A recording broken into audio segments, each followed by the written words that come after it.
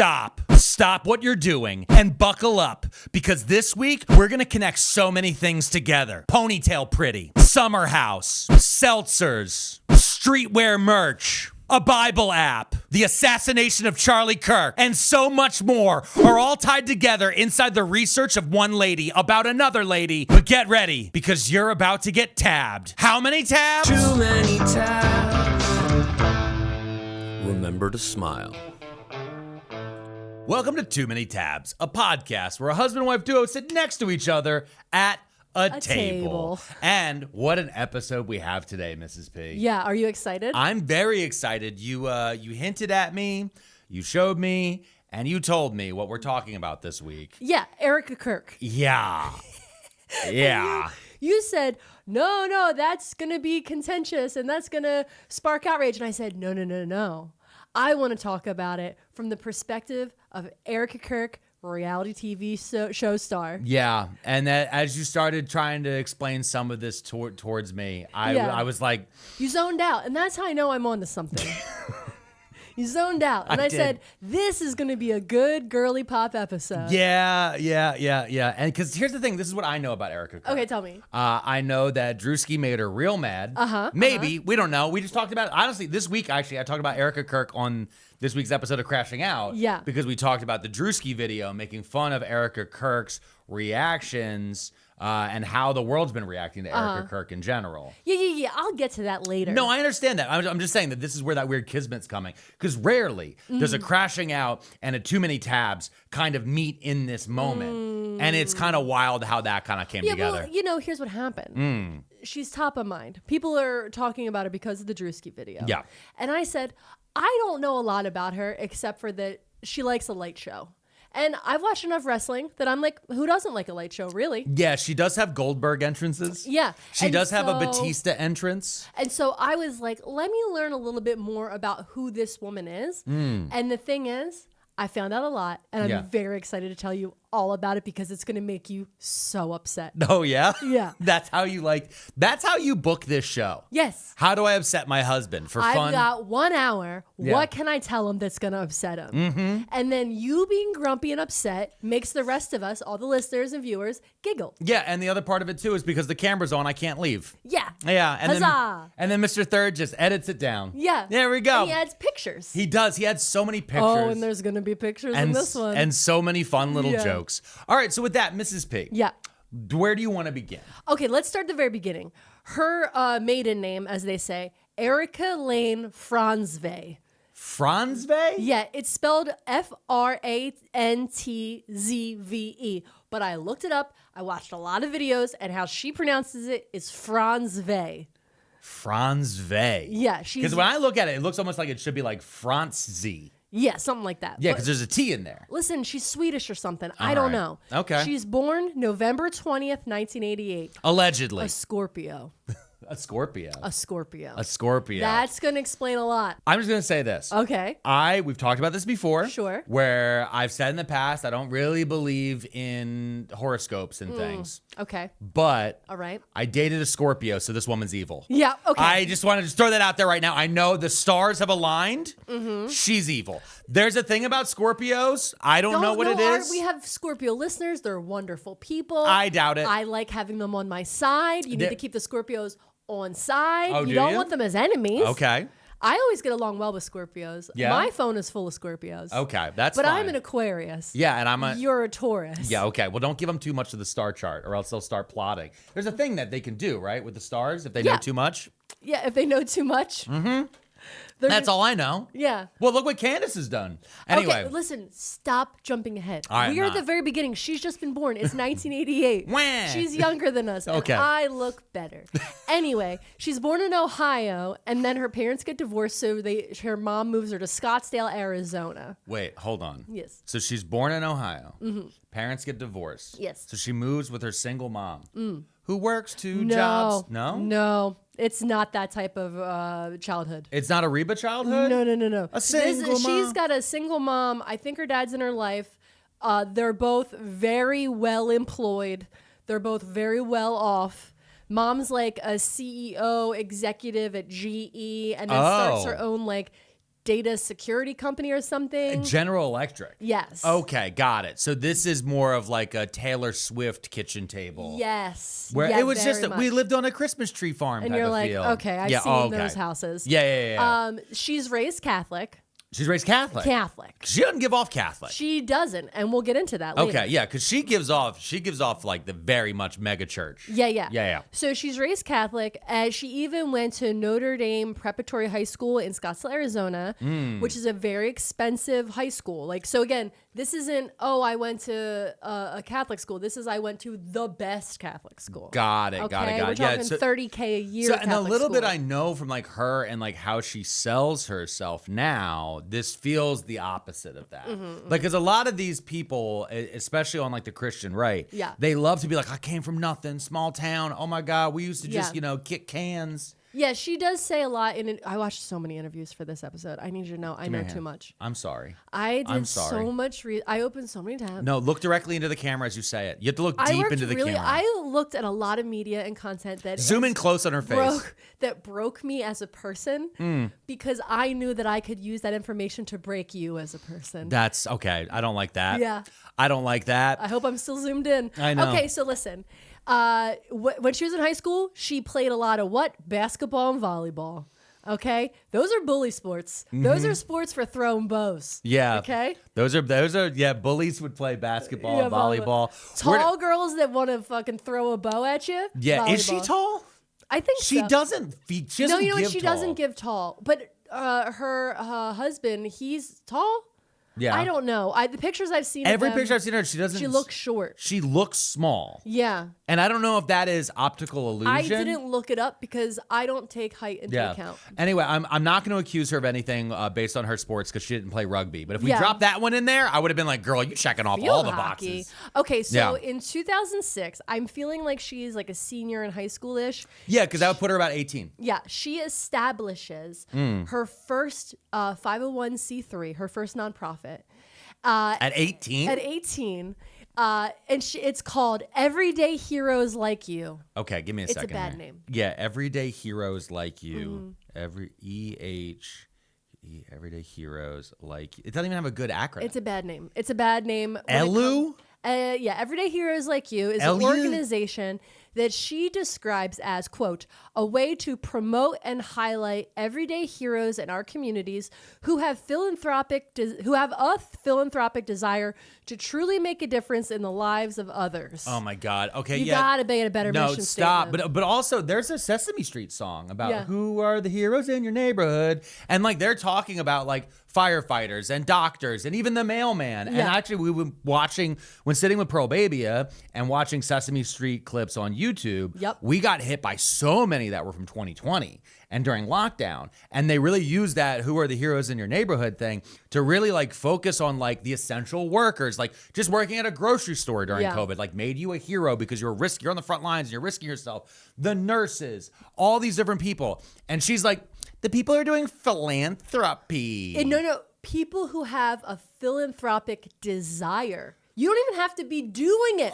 You have a desire. Okay. Can I tell you how mad this makes me? Because on Monday of this week, I went to Phil Abundance. Yes. Which is a massive food pantry, food assistance, logistics network that's based in Philadelphia that serves the entire Delaware Valley, including helps over 200 or 300 other food pantries throughout our area, and is part of the Feeding America network, like all across the country, and like talking to us about like how to help people and the way they are not like they do a lot of good work. They're known in the community, but they're not out here like, how can I be like highlighted as someone who has philanthropic desires? There's no time. No, they're doing the work. The people at Phil Abundance are so fucking busy. They're running 20... feeding the families of our area. Yeah. Like, the food insecurity in Philadelphia is crazy. Is it 1 in 3 or no, 1 so in 7? 1 in 6 kids across America are food insecure. Yes, but in Philadelphia, it's 1 in 3. Yes. Yeah. And so that's just the kids. We're not talking about seniors. We're not talking about anybody else.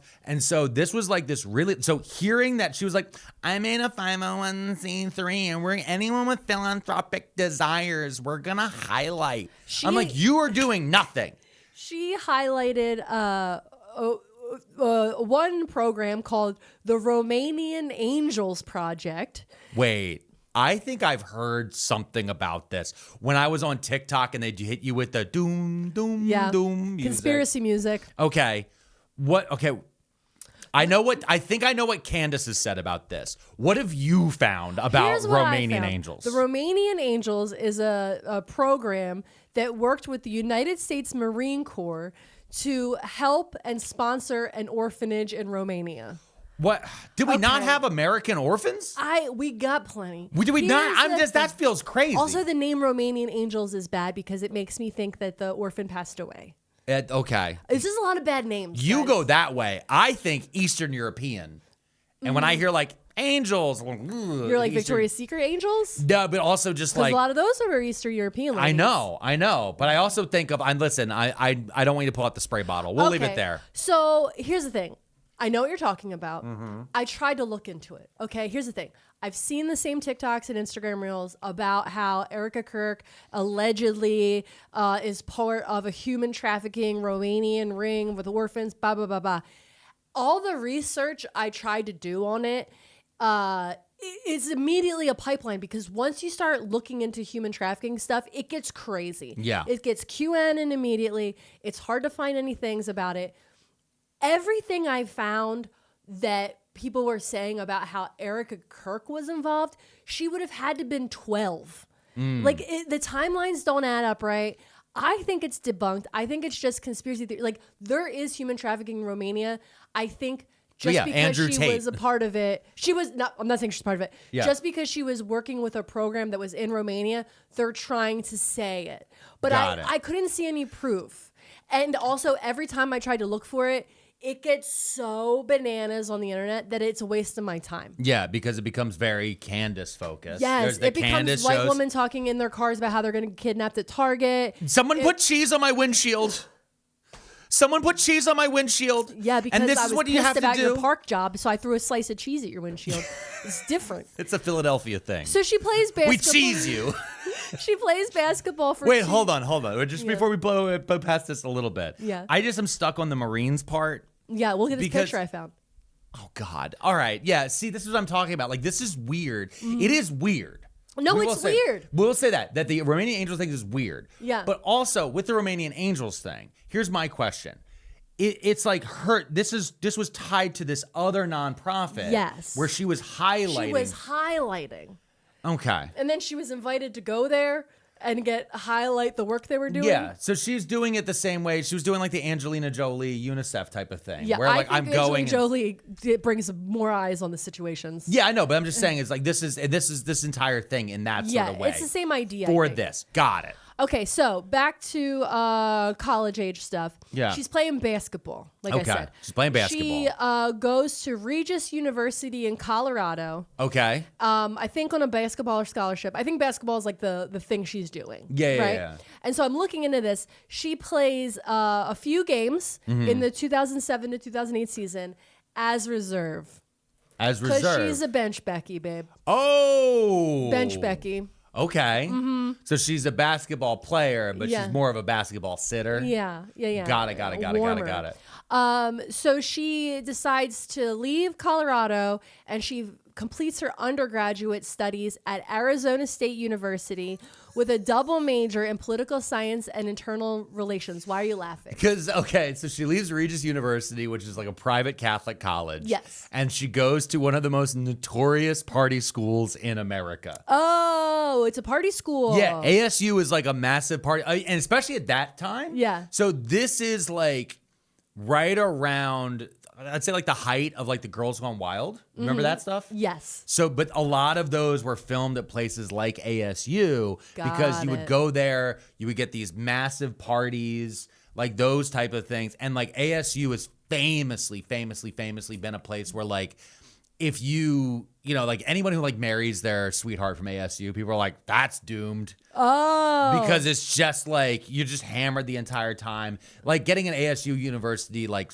degree is virtually meaningless in like that sort of way. Even though it's a state school, like it's just viewed very Is there one poorly. of those parties? There's a party school like that in Delaware, right?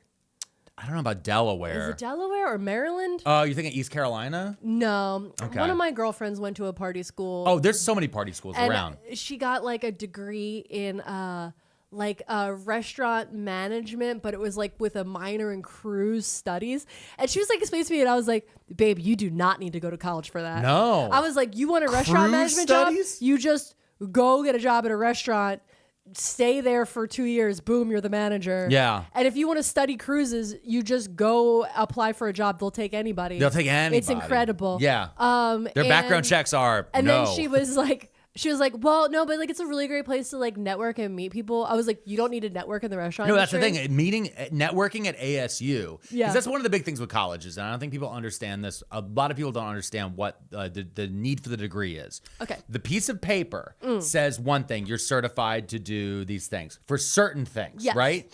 But the rest of it is going to be the networking that you're going to be able to get to launch yourself further into life for like these networking nodes you're in. Yeah. So if you go to like a big Ivy League, like let's say Harvard or Yale, right? Yeah. And you're one of the lucky ones who can get out of lower middle class or lower class situation, you can get to Harvard. Yeah. What that gets you is into a network of your rich roommate's dad. Yes. There's a possibility that you can go back for spring break to your rich roommate's dad's house and meet him. And then someday when you have a resume, you can reach out to your buddy who can then, I'm friends with like Dr. Johnson from Johnson & Johnson. Yeah. Oh, okay. Well, then they can get you an internship that can get you a little bit deeper in there. Yeah. Versus if you're going to ASU, it's like, oh, who do you know? Well, I know this guy who can do a Jaeger luge. Yeah. He knows how to make a Jaeger luge in the desert. Well, that guy sounds pretty cool. I That's have an engineering guy. I have a there. minor in gravity bongs. Like these is like where like.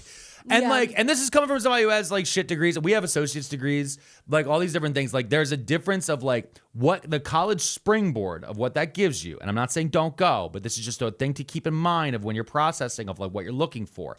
There is the technical knowledge that you can get at most of the colleges. Yeah. That isn't the thing. People, it's really going to be the networking on how you can, when you're moving forward in life, because are you going to stay around? Are you in a sorority or a fraternity? Yeah. Are you in professional organizations there? Who do you get to know? Who do you hang out with? Who do they know? And then that 6 degrees of Kevin Bacon Yeah. for later in life to try to find the job that's not going to be replaced by AI, which is why you need to go into HVAC. Exactly. Or plumbing. So let's take a break. Okay. And when we come back, I want to talk about pageants.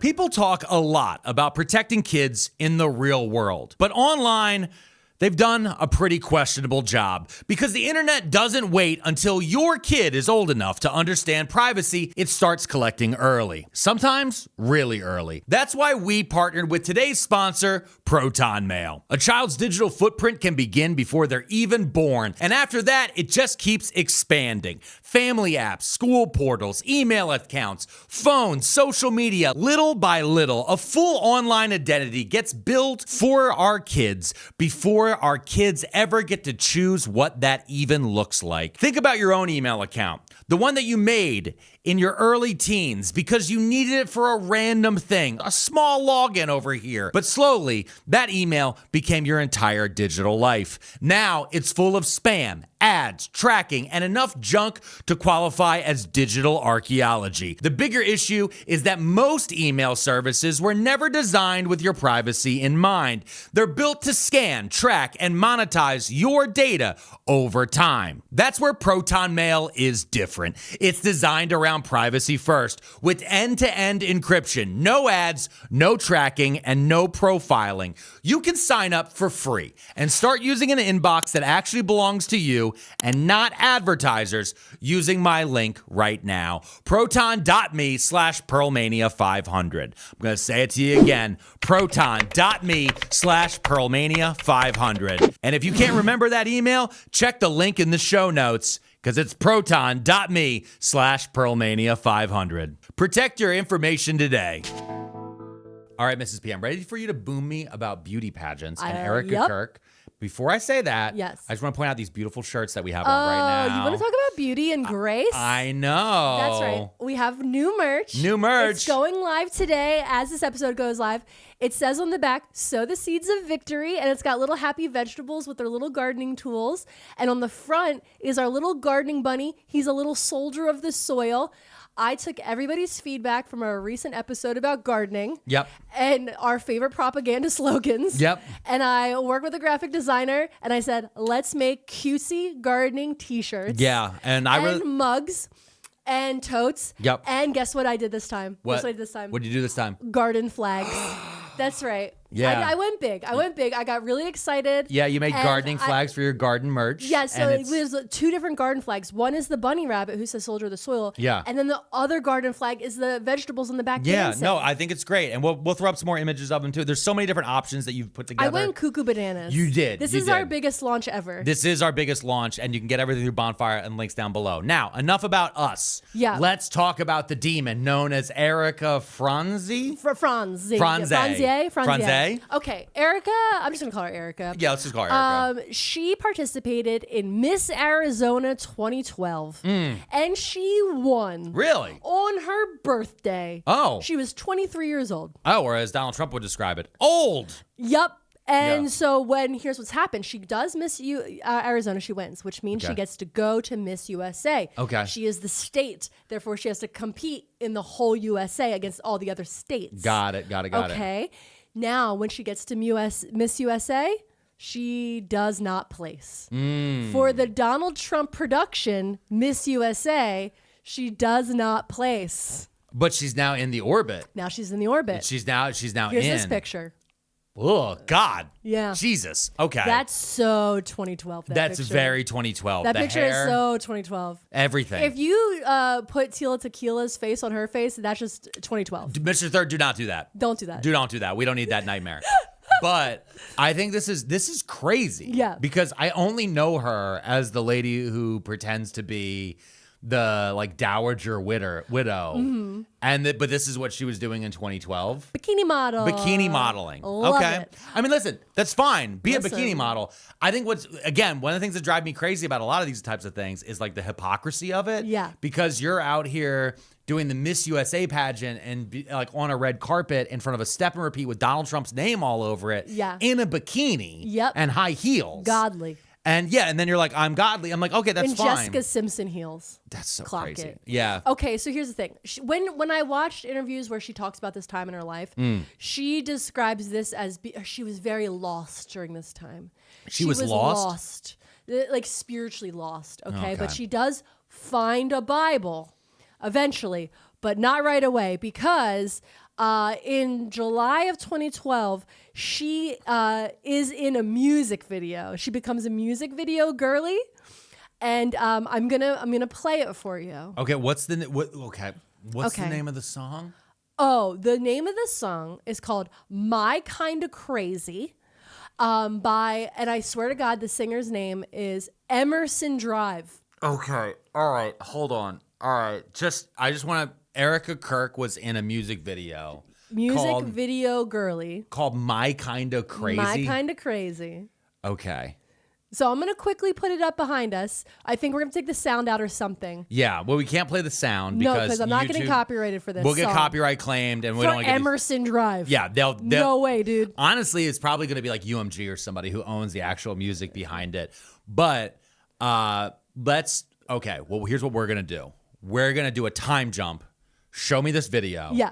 And then let's talk about it. Okay. 5 minutes later. Oh my God. Yeah. Oh my God. Yeah. Yeah, okay. So we just watched. That was the worst song I've ever heard. What are you talking about? It topped the charts in Canada.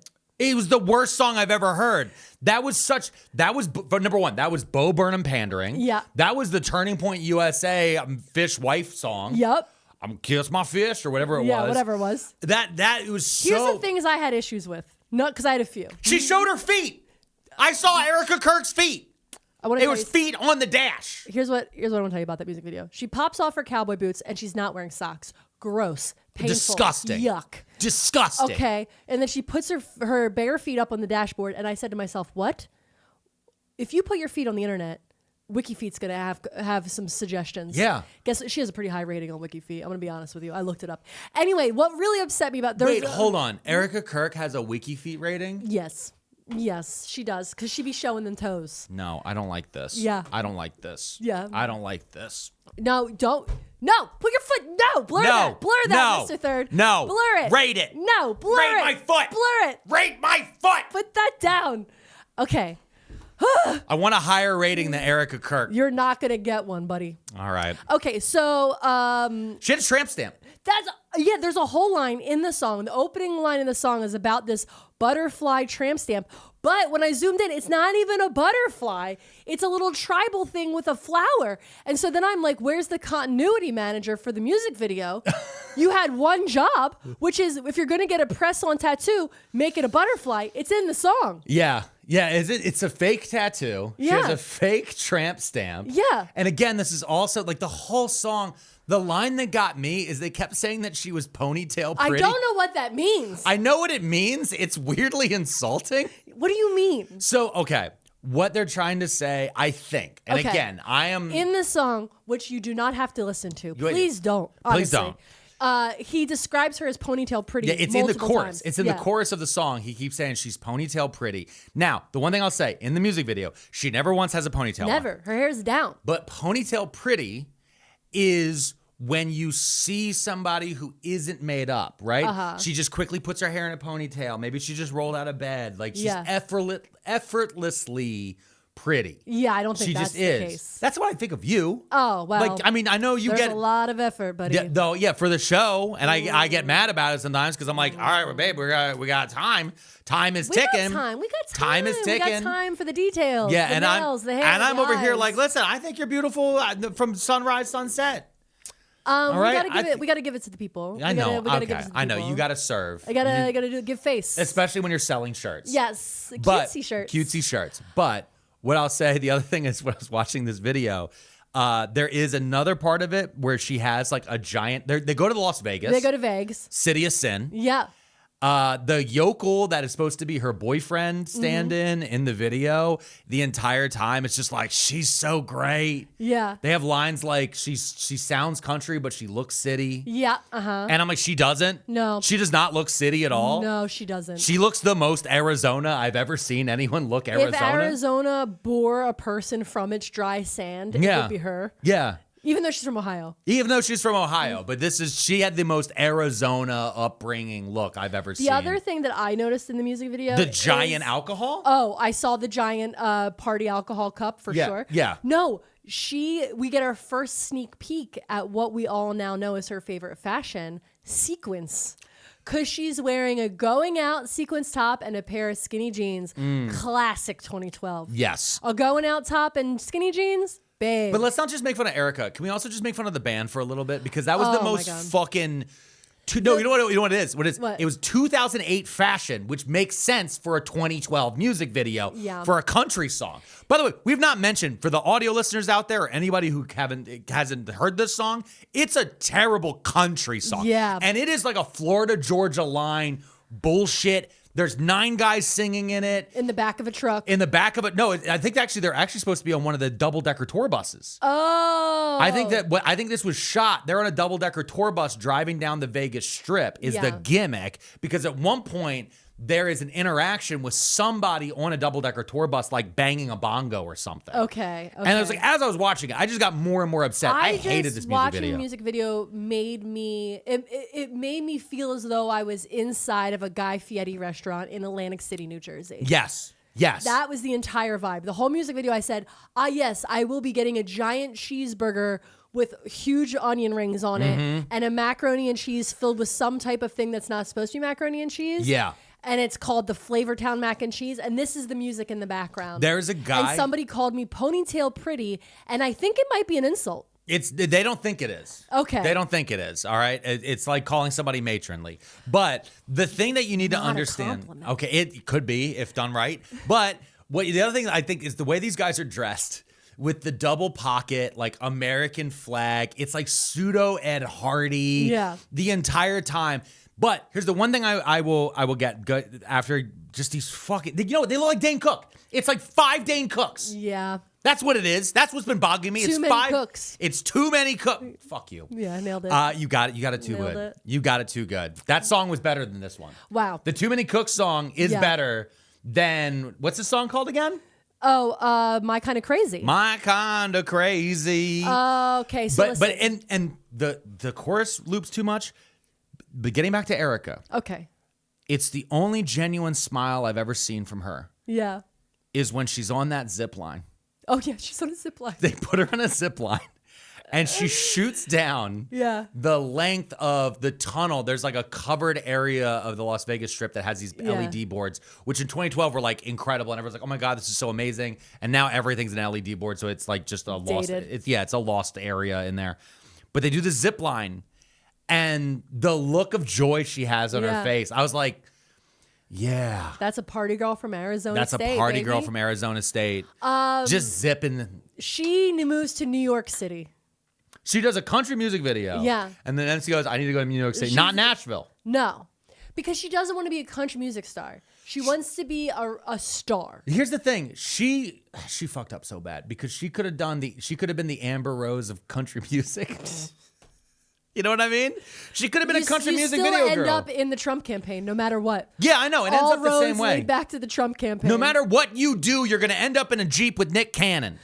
So yeah, she moves to New York City in search of bright lights and fame. Sorry. New York City. And in my mind, I feel like she's going there and she's very like, I'm going to be very Carrie Bradshaw. She's very like, I'm going to be Carrie Bradshaw. From Sex and the City. But she is truly going to be a Marnie. She is a Marnie. From Girls? Yes. I haven't watched that show. Yeah. I never watched Girls. I've seen one scene from Girls. Okay. It was when the one news anchor's daughter got her butt ate. Yep. The one from Get Out. Yep. That's Marnie. That's Marnie? Yeah. Oh, that's Marnie. Oh, yeah. Yeah, Erika Creates is Marnie. I thought Marnie was the other one, the little troll-looking one. No. Who's the writer? Yeah, I can't remember her name. I don't know her name.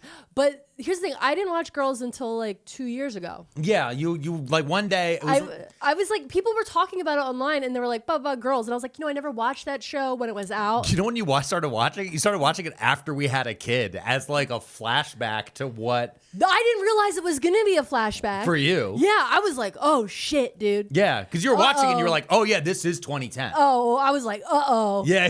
Jessa in the house. Yeah, well, because it's set in what? It's like New York and Brooklyn, right? Yeah. But that is basically the same story of like Port Richmond and Fishtown and Northern Liberties of Philly. Yeah. And so it was the same exact thing. It's all the same, but she's very much a Marnie. But she's Marnie. Okay, got it. Okay, so while she's in literally New York City, the only character who I've seen in that show. While she's in New York City, Lingus. she's. I think I just got us demonetized. No, bleep that. So while she's in New York City, she decides she's going to create an app, a phone app that helps you read the Bible. What? It's called Bible in 365. It helps you read the Bible. Does it read it to you? No. Now, number one, I'm going to say this. I did not download the app because I feel like it's going to give my phone a virus. Yeah, 100%. It's definitely the same as the new White House app where it's going to like track you every 4.5 minutes and just quick little check-in, seeing where you are in the world. No. So Bible in 365 is her ministry project. Okay. That helps people read the Bible. I'm assuming it's like Duolingo, like there's an angry owl that's bullying you to make sure you're doing your homework. But then it heel turns one day fully into AI. Yeah. Remember when Duolingo did that? Yeah, when people used to love Duolingo, now they're like, fuck you, dude. Yeah, they nuked big it. time. It was one press release. They nuked had Duolingo. so much online goodwill. So much. And it was that one lady. Yeah. They had a social media manager who was incredible. She was so good at it. And she built this just like positive outlook on Duolingo where everybody knew the guy, the little owl guy. Yep. He was everywhere. They had the butt. funniest videos. He had a little butt. And then they just released a statement clearly from like the CEO that was like, yeah, we're going to get an AI. And everybody was like, yo, fuck you. Yeah, guys. they were like, we're firing half the company. We're moving AI forward. And their numbers just plummeted immediately. Everybody deleted it. Yeah, because like, fuck you, dude. Yeah, at that point, then if you're using AI, then at the end of the day, then one, your company's evil. But two, the other part of it is that you can just go use AI yourself to do it then. Yeah. I don't need to use Duolingo. Or you could go this. to the library. Or you can go to the library. Borrow all of the CDs and audiobooks and the rail books, all the ways that you can learn to do language. Yeah. And sometimes there's even classes. Yeah. There's classes at our library for learning language. So listen, this is what the app looks like. Looks like shit. Yeah. It has a 4.4 rating on Apple. So I need everybody listening to this on Apple. Please go give us 5 stars. Please leave a review. I need our podcast to have better reviews than Bible in 365 Ministry Project. I will say that we currently do. We have a 4.9 rating on I need Apple to Pod. always be smoking this app. You need to always. I need always better be crushing. ratings than Bibletainment 720. Well, and can I tell you something? Because you said it's her ministry. Yeah. Which means that this app is probably tax-free. Oh, yeah, for sure. Versus us, we have to pay taxes, which Yeah. I need to do very shortly. No. We're closing in on... They're not getting me on tax evasion.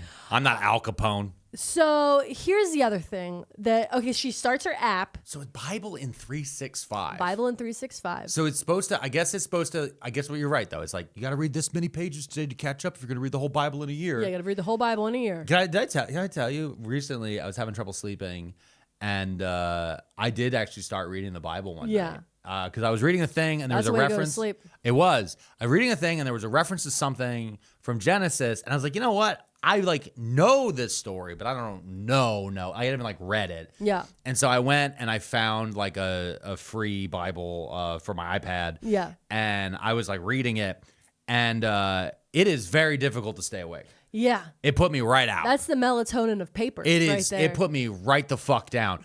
But also, as I was reading it, I was fiction is very relaxing. I know. But also, as I was reading it, I was like, fucking imagine dying for this. Jesus Christ. I get dying. Dune? Sure. Yeah. You know what I mean? Maybe. Star Wars. Awesome. Yeah. There's cool characters. They added a ham to his name, and now that means that you get this whole country? Okay. His name was Abram before. Now he's Abram Ham? But you can't eat ham? Doesn't make sense. So after you make your app, you got to do what? Merch. Oh, like our shirts. Yeah, like our shirts. Like our shirts, which you can Soldier get. of the Soil, bonfire.com, link below. Link below. But Link in the description. Link in the description. What does Erika know better than anyone else? Streetwear.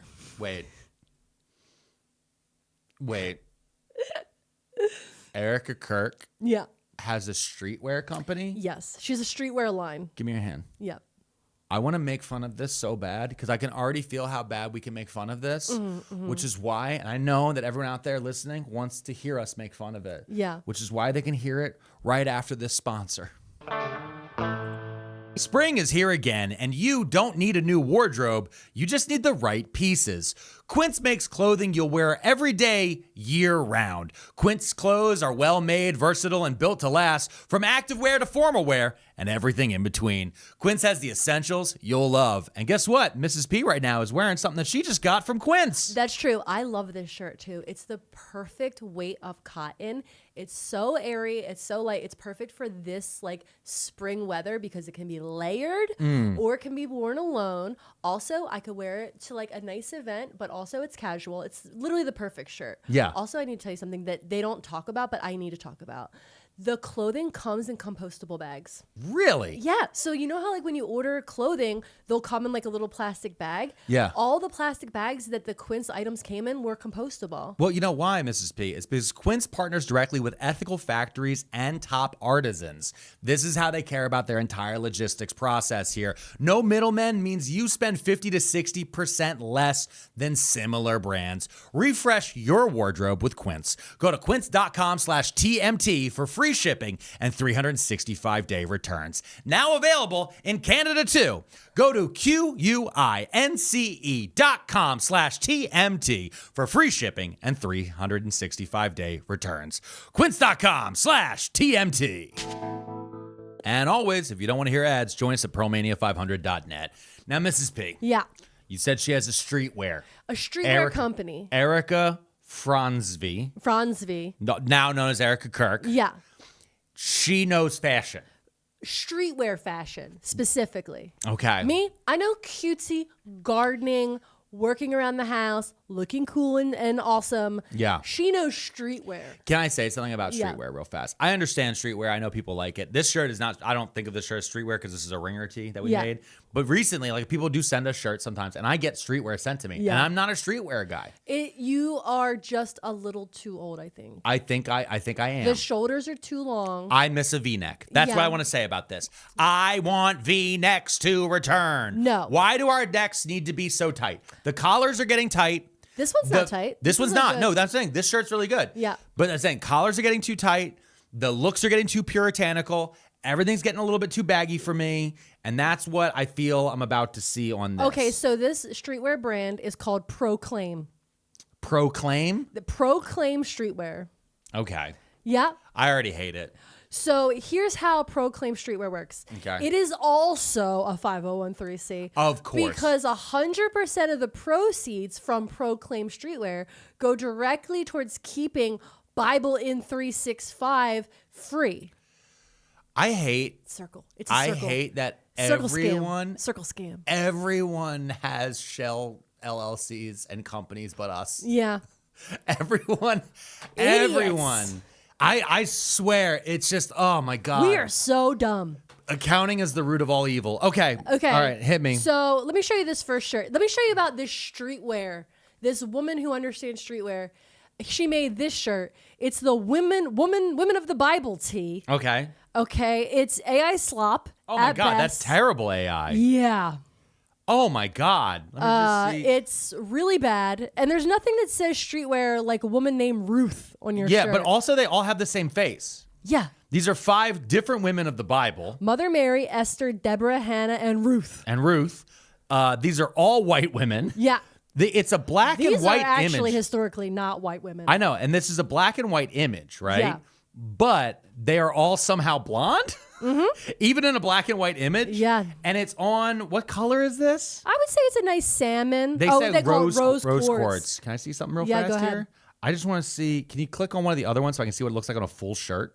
Oh, yeah, you want to see? Oh my God, that looks like dog Oh, she's shit. wearing it with a long peasant skirt. So again, streetwear. Really nailing in the When streetwear. I think streetwear, when I Yeah. think being in the streets, Yeah. I think peasant skirt. That's what I think. Because as I definitely well. think a skirt so long that it's touching the sidewalk and picking up dirt. Yeah, nope. Okay, so that's one of the modern ones over here. What Yeah. else do they got? Okay, now I need to tell you something. Okay. I found this one sweater, one of these. She does a hoodie, because of course. Of course, she has a hoodie.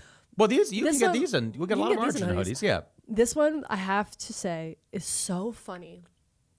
And I don't think they know it's funny. I think they think they're being cool, but it made me laugh so hard. It says on the front, they said Noah was a conspiracy theorist.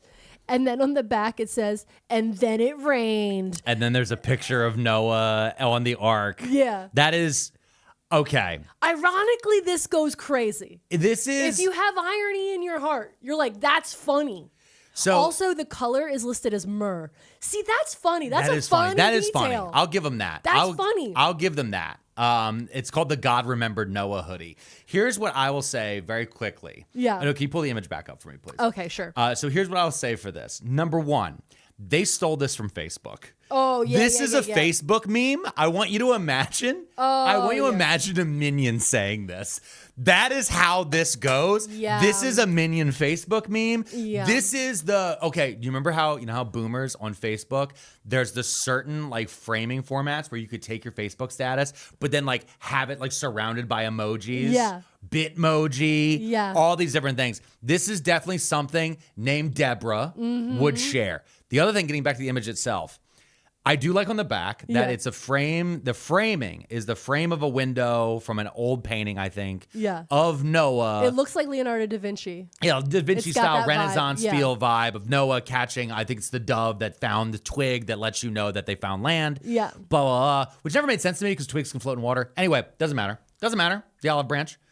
The other part of it, though, is that I like that it looks like Noah's climbing out of your back. Yeah, that's cool. But here's the thing I hate. Yeah. Which your shirt doesn't do. What's that? That is going to feel like dog shit because Yeah. that is a single block screen printed flat. Yeah. And it's going to break Yup. when in the washer dryer. Yup. All these different things. Also, Erika being like, they said Noah was a conspiracy theorist and then being at war with the biggest conspiracy theorist of them all right now is crazy. She didn't know that when she made that hoodie. I don't know. We don't know when it was launched. I didn't look it up. Do you have any classics? Oh, you want to see the classics? I want to see some classics. I want to show you exactly how this all started. The beginning of the street brand itself. Okay. Because when it comes to streetwear, we know it here, and it's a V-neck. I'll give it to them. They're both millennials. No. Look at this. You can tell this is so old. Let me just say something. This is so old that Charlie Kirk is one of the models. So we know this is dated.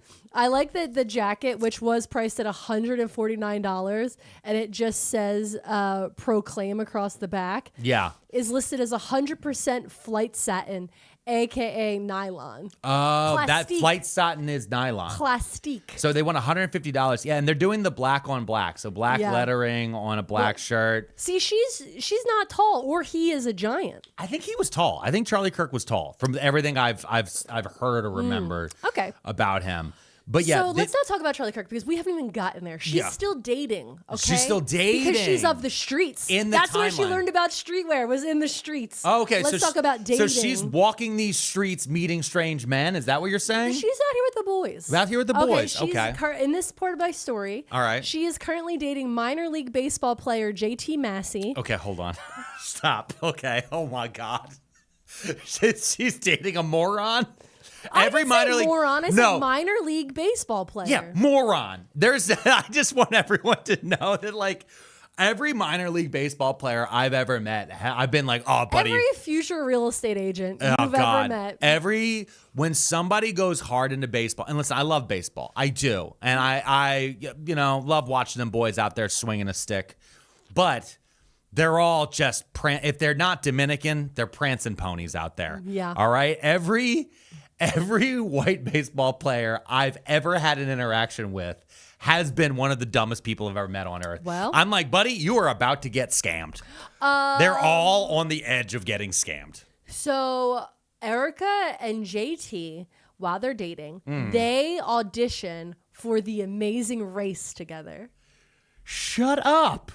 No. That's crazy. I have the audition tape. Oh, really? Yes. Let's watch a quick clip of it. Let's watch a clip from it. Hi, I'm Erika Frantzve. I'm 25 years old from Scottsdale, Arizona, and I currently live in Venice, California. People want cleavage.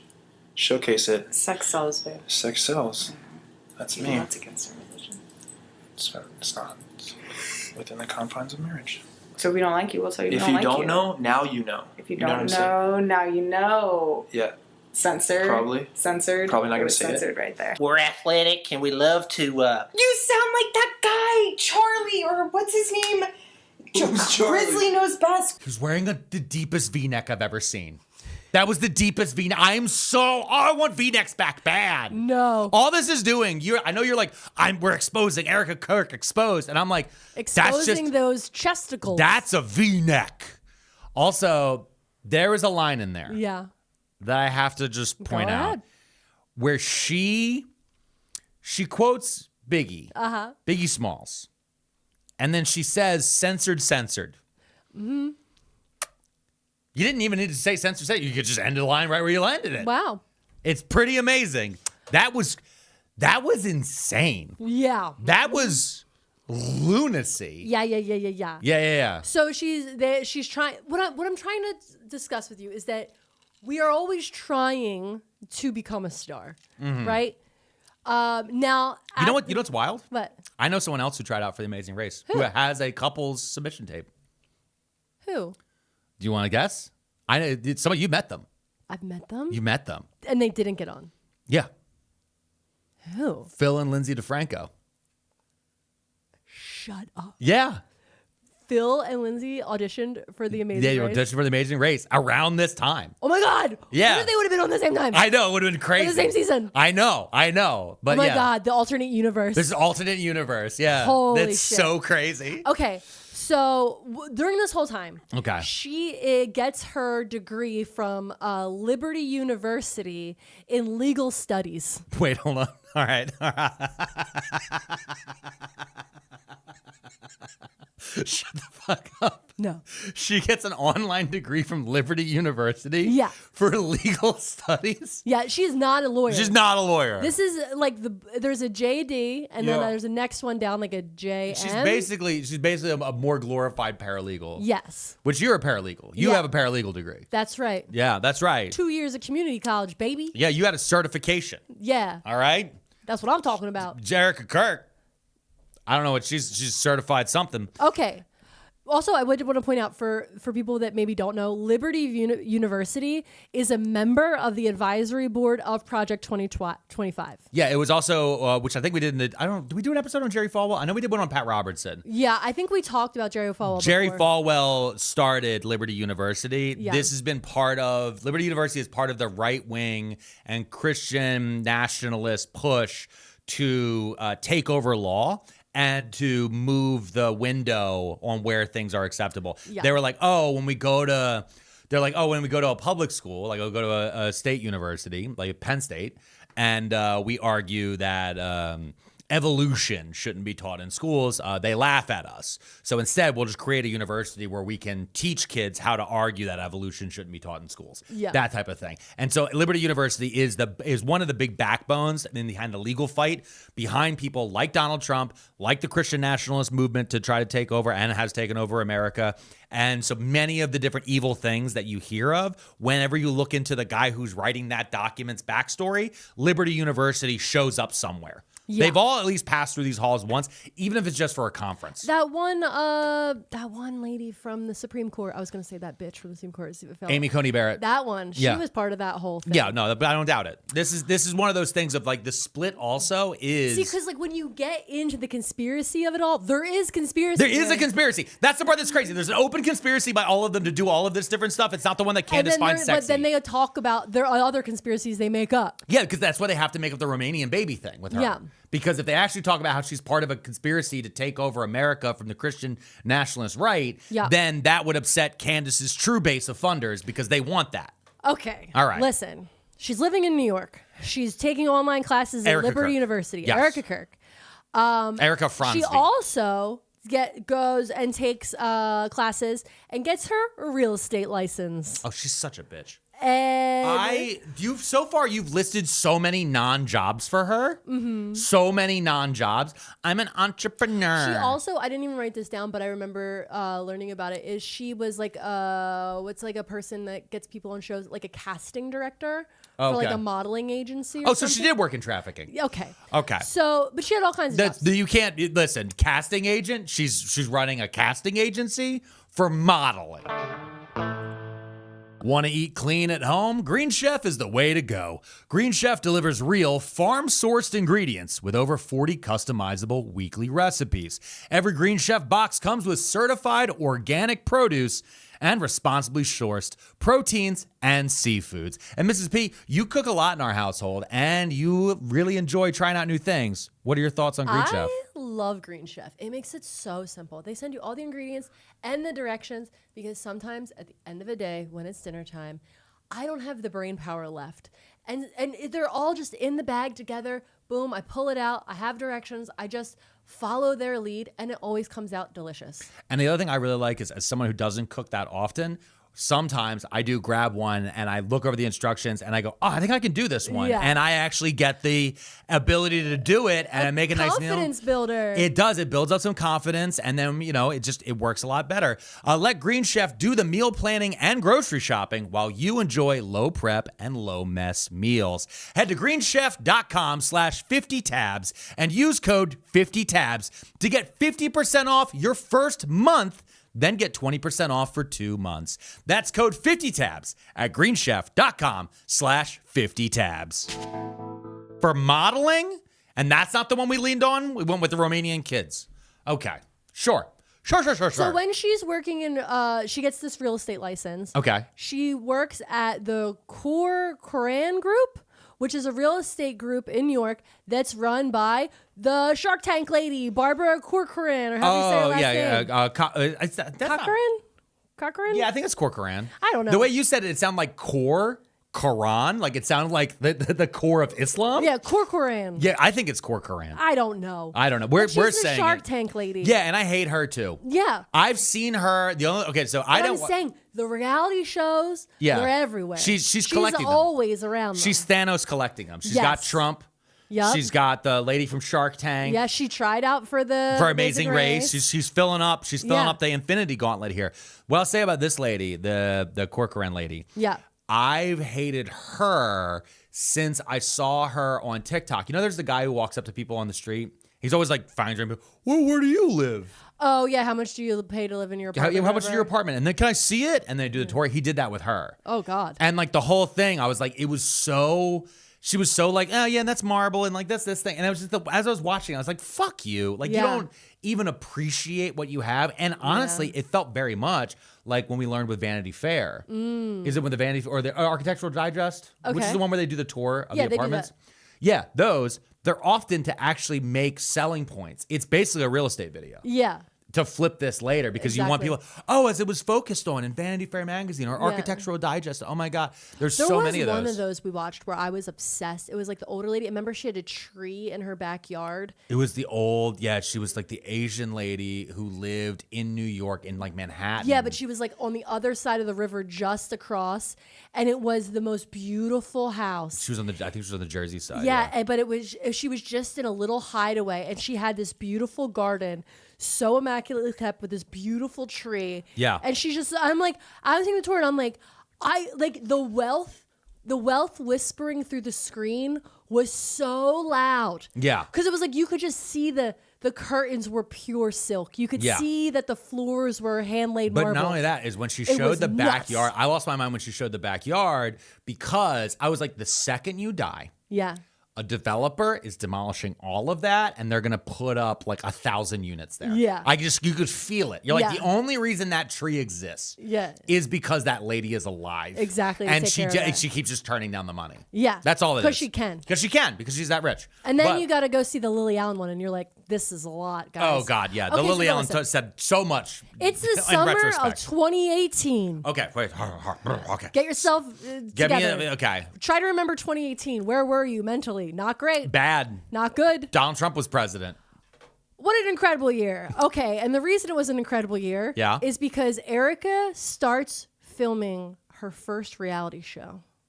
Okay. Oh, she actually gets on a reality show. She gets on a reality show. Erika Creates gets on a reality show. Yes. Okay. But she doesn't get to star on it. She's like a guest star. So like a walk-on guest type of deal? Sort of, kind of. Okay, got Have it. you ever watched Summer House? No. What is that? Okay. Summer House is a Bravo TV series that follows a group of friends who share a summer house in the Hamptons. So like basically they work all week and then on the weekends they all go to their summer Hampton house.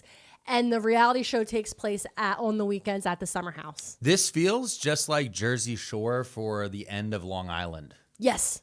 That is exactly what it is. It's just rich kids instead of Slightly trashy Italians. exactly. Okay. You know what I think? Only Pauly D was Italian or Vinny. One of them. Well, a lot of there were a lot of Italian stereotypes. Yeah. There were a lot of Italian stereotypes on the Jersey Shore. But they were being stereotyped by people that were pretending to be Italian. It was very strange. Yeah, I know. The whole thing was weird. The whole entire thing was weird. But I've never watched Summer But House. I did watch all of Jersey Shore. Yeah. Have you ever watched Summer House? No. Okay. No. So here's what happens. Okay.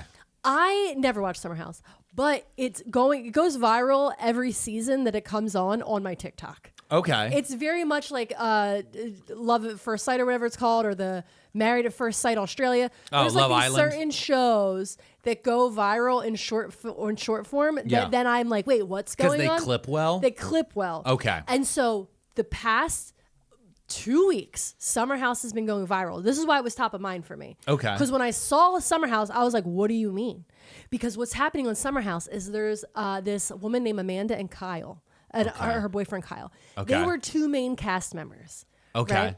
They started dating early in the show season, and they have very rough dynamic. There are a lot of fighting, a lot of drunken, they're a mismatch for sure. They got very different personalities. This feels like a show I would never watch. You would This never feels like a watch show the that show. I'd walk in if you were watching on Yeah. probably it's Bravo, so Bravo. it's probably Hulu.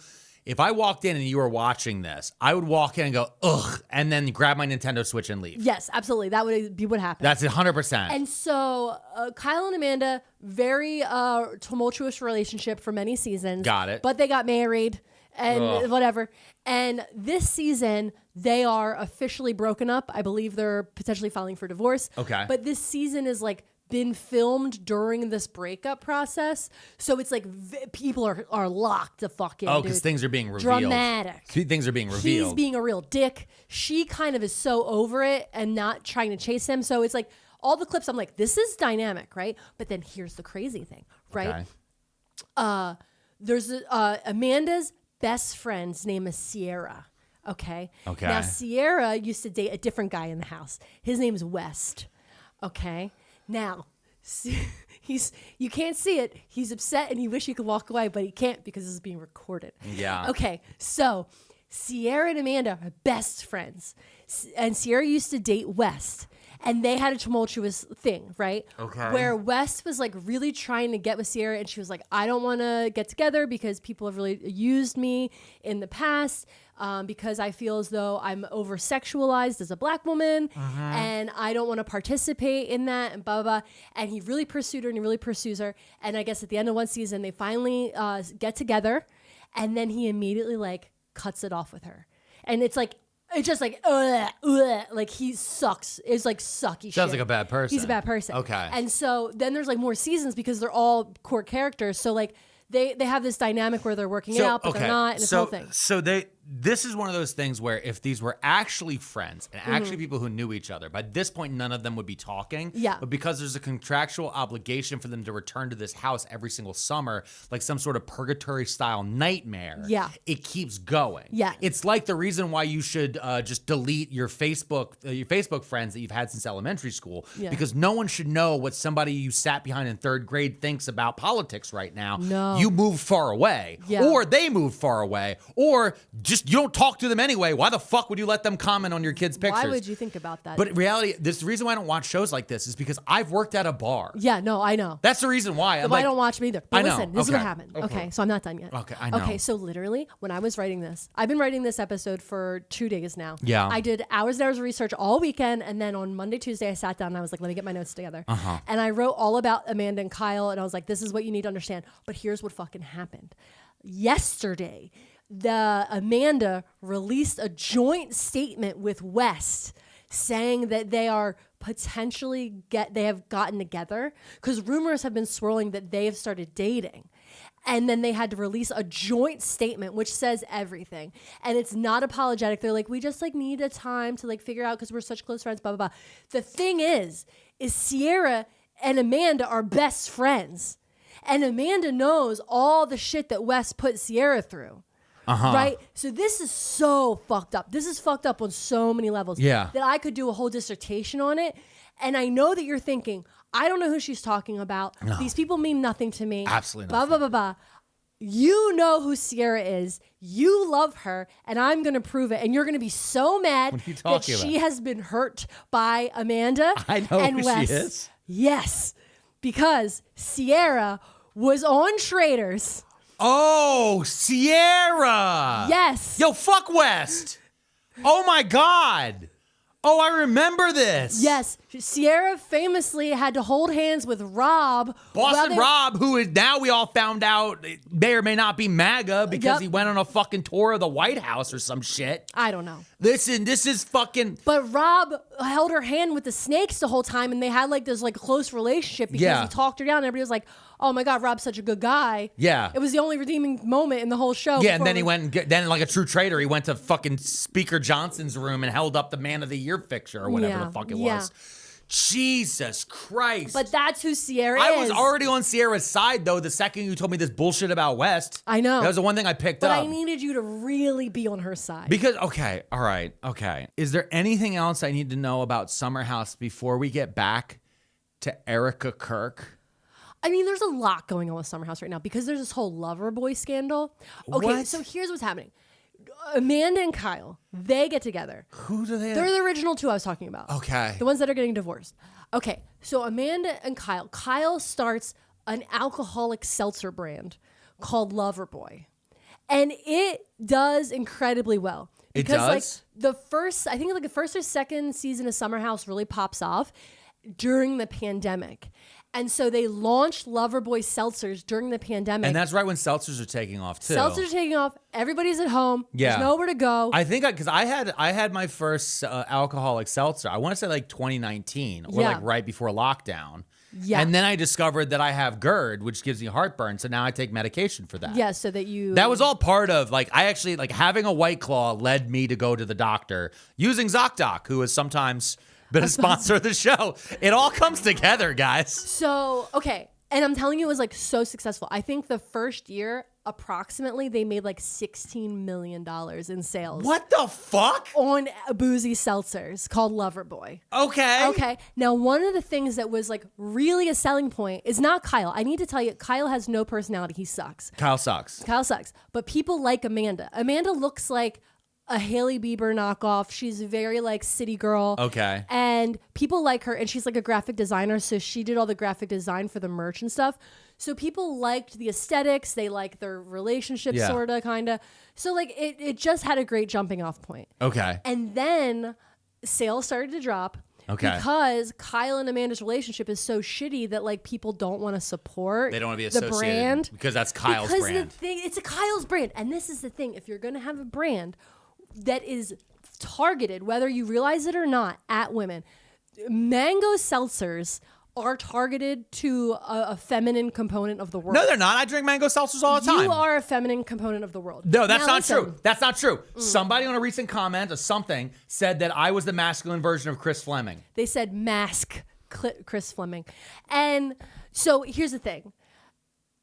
It's like if you're going to sell something to the girly pops, you have to treat the girly pops good. Yeah. You know what I mean? So he treats her so poorly. But also calling it lover boy doesn't make it, to me, if I was a woman and I saw a can of something called lover boy, Yeah. I wouldn't be drawn to that unless you were specifically doing all this mass targeting towards me. So why, if you're aiming it for the girly pops, why wouldn't you just call it girly pop? Oh my God. What? Do we need to start a seltzer brand called Girly Pop? I don't want to start a seltzer brand. We have so much going on already. Babe, I could launch the fuck out of a seltzer brand called Girly Pops. I mean, yeah, it would be great. It would sell really well, and you could probably pink tax it. Yeah. You could pink tax it really easy. Or not. I Or mean, maybe non-alcoholic. Or some alcoholic, because we could have both. you got to mix them. Anyway, the whole thing is the brand starts to fail, and who does he blame? His wife. And the whole thing is like he's out partying. There's all these cheating allegations. And so he sits down with her and he's like, listen, our relationship is really on the rocks. Our company is on the rocks. There's only one way I can save our company and our finances. Yeah. And how do you think that is? He should sell it to a private equity company, try to leverage the brand for licensing. He becomes a professional DJ. Okay, okay, all right, stop. No. Do you want to get back to Erika Kirk then?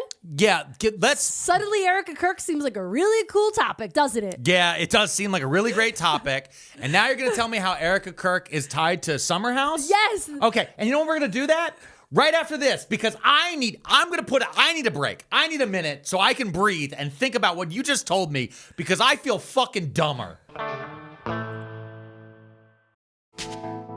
All right, Mrs. P. Yes. We had a break. Uh-huh. All right, not a break of our relationship. No. We just took a little break because you explained too much of Summer House to me. Yes. To the point where I have so much brain damage that I am now John Fetterman. Okay. He has just placed a John Fetterman bobblehead That you got me. at the thrift store. Yeah, you found this at a thrift store. Yeah. And what did they say when you walked up to the counter? Well, okay. First of all, I found it at a thrift store. I took a picture of it because I was like, should I buy this?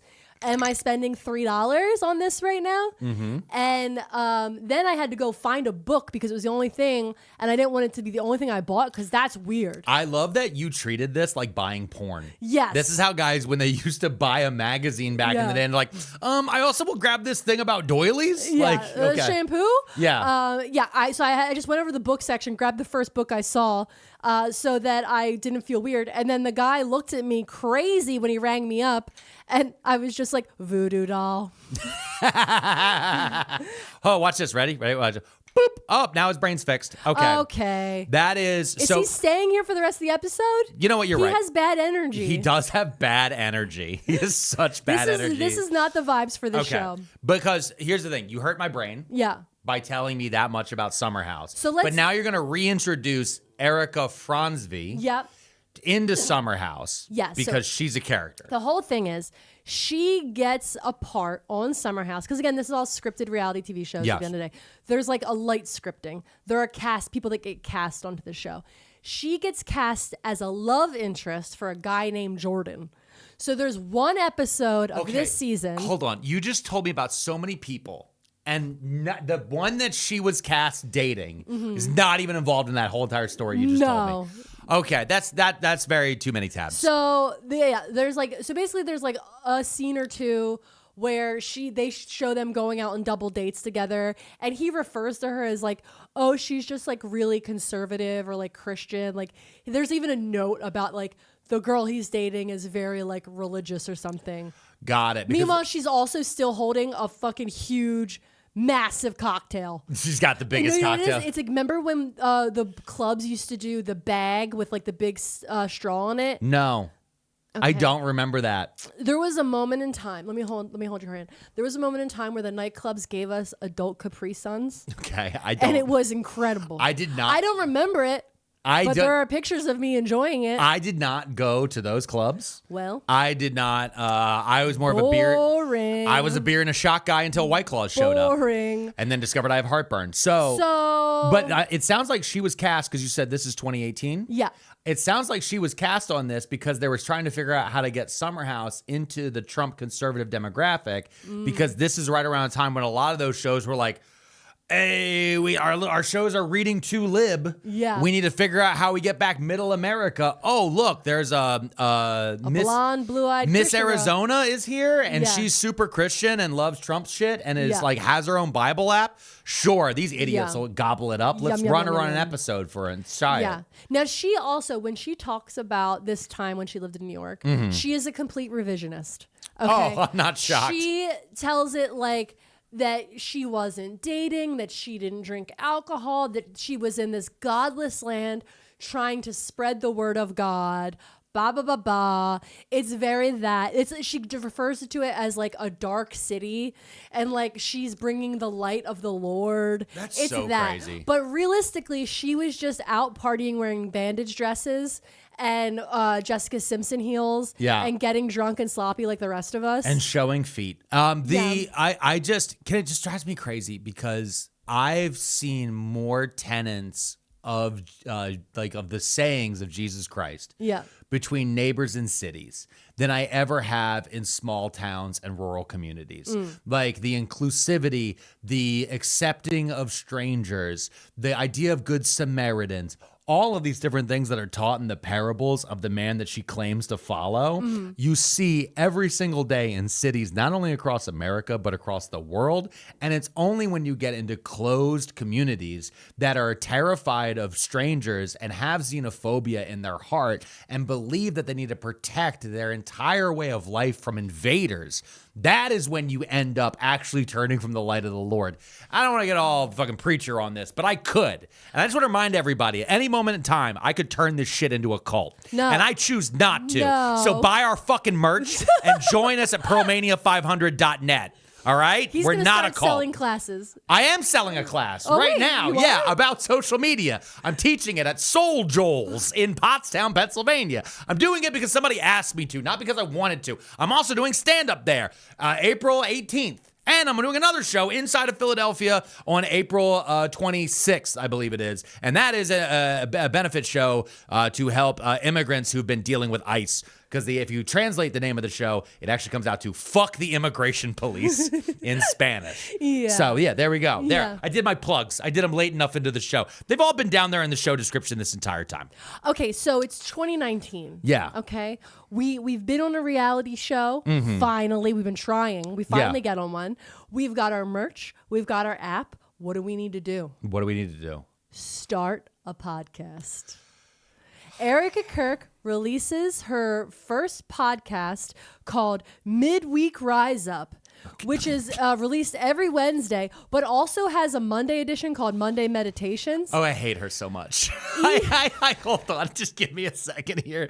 First thing, Midweek Rise Up is a terrible title, Erica, and I'm going to tell you why. She's so bad at naming things. I'm going to tell you why. Because now you're automatically dating the show via the title. Yeah. And it's going to make people not want to listen to it on a day that's not midweek. Yeah. Versus Too Many Tabs, something you can listen to at all times. Whenever you want. It drops At every work, Sunday. driving.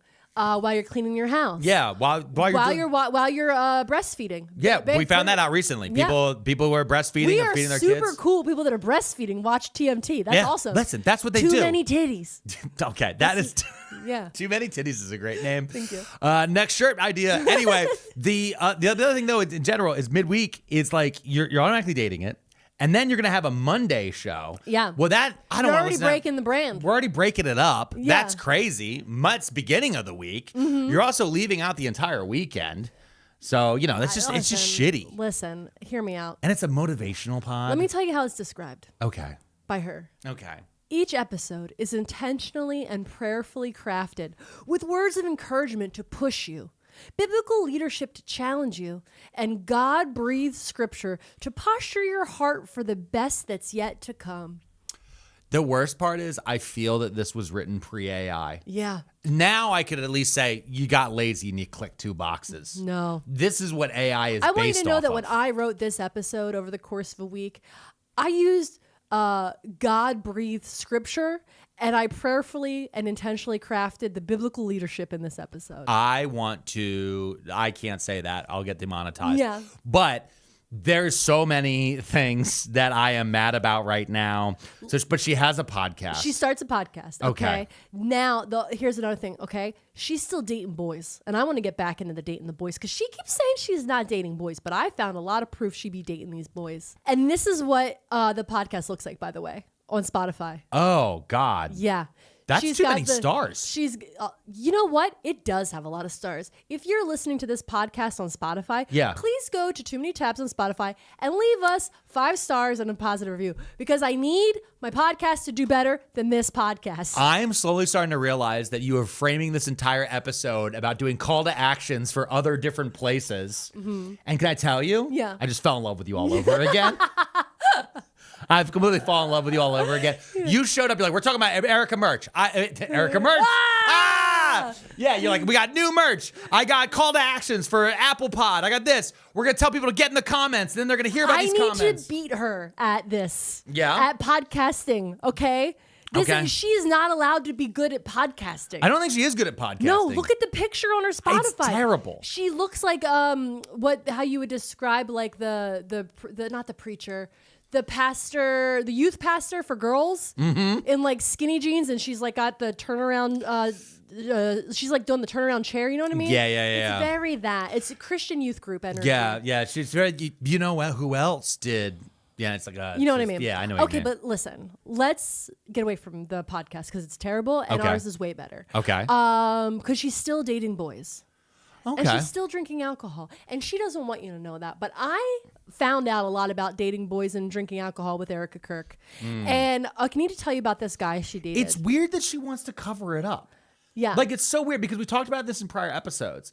There's a whole thing with Christian nationalists, especially. Yeah. They have an entire subsect of like, I was a sinner and now I'm good. Yeah, and then they get baptized like 100 times. Yeah, they get baptized 100 times, but like their whole thing is then they come out in this really weird way. There's any of the girls who show up in the Whatever podcast. There's that one that was like an OnlyFans girl that now is like, I'm a Christian, but then she was like dancing because about kids being killed in Iran because that means the end of the world's coming. There's like a whole fucking like weird thing. Yeah. So the fact that she's like, no, I've always been pure, like that goes against the message of reform and redemption inside of Christianity. No, like you know what it is? She doesn't deny it. She reframes it. Yeah. A lot. But the reframing it is a denial. Yeah. But she plays it down in these weird ways where she's like, no, like I really didn't date. And like, it's like, we have pictures. Yeah. There's evidence. You There's had an video. Instagram. You were a University of Arizona party girl. Yeah. We have Instagram with filters, babes. Yeah. We know what happened. This is why Candace hates her. Okay, listen. She's not she's good enough. dating this guy named Cabot.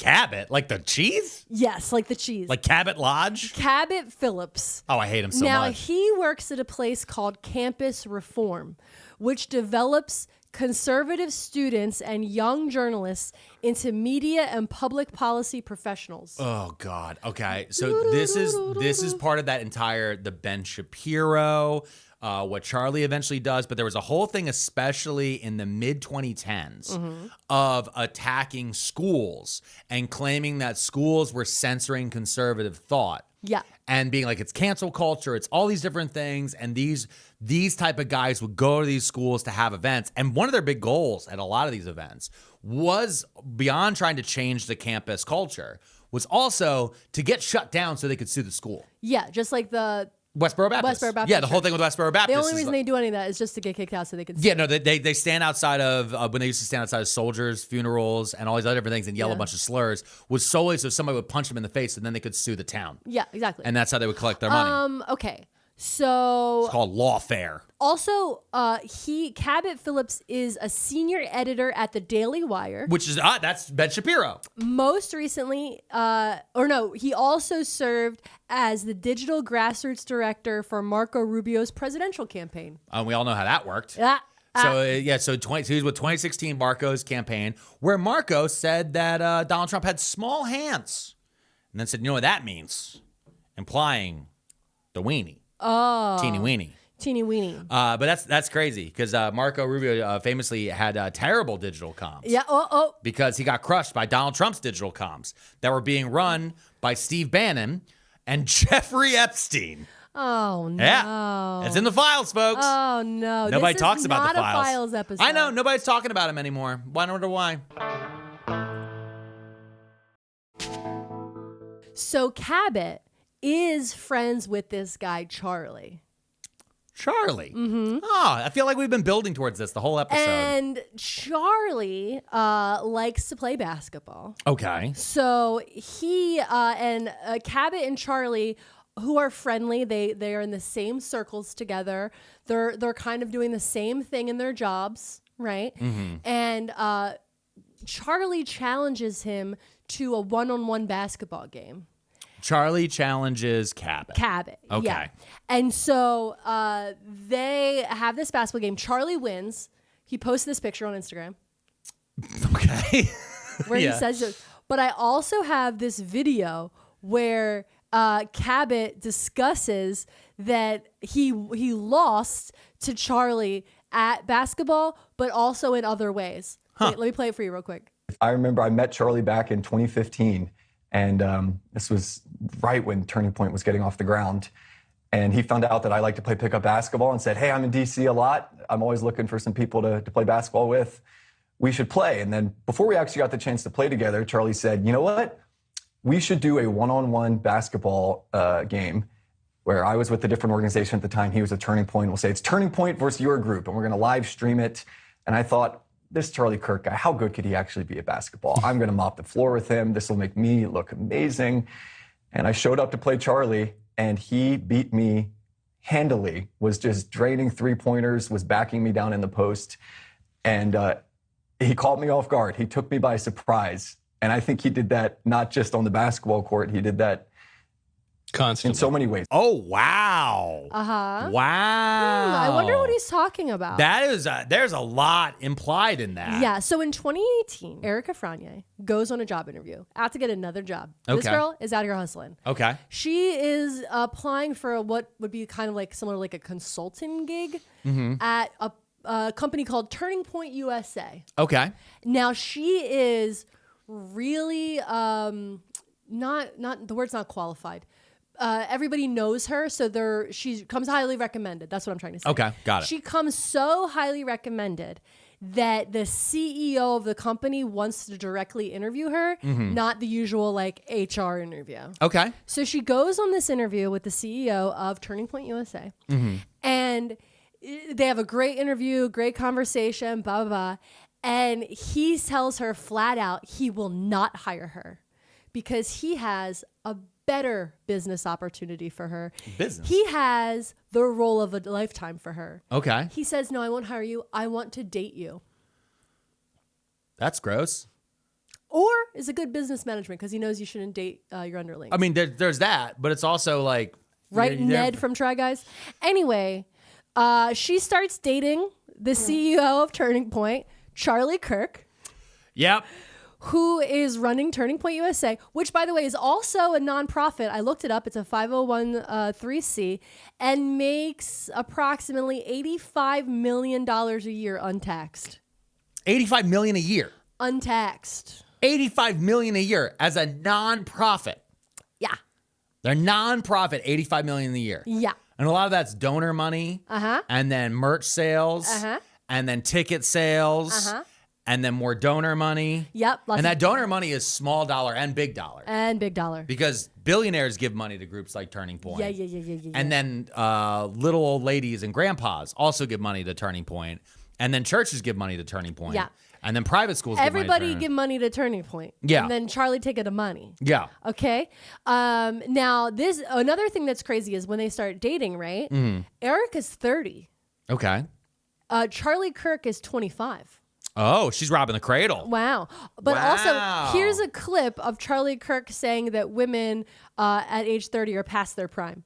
We've basically told a great generation of young women, don't get married, don't have kids, go get a corporate job. And it's created mass political hysteria.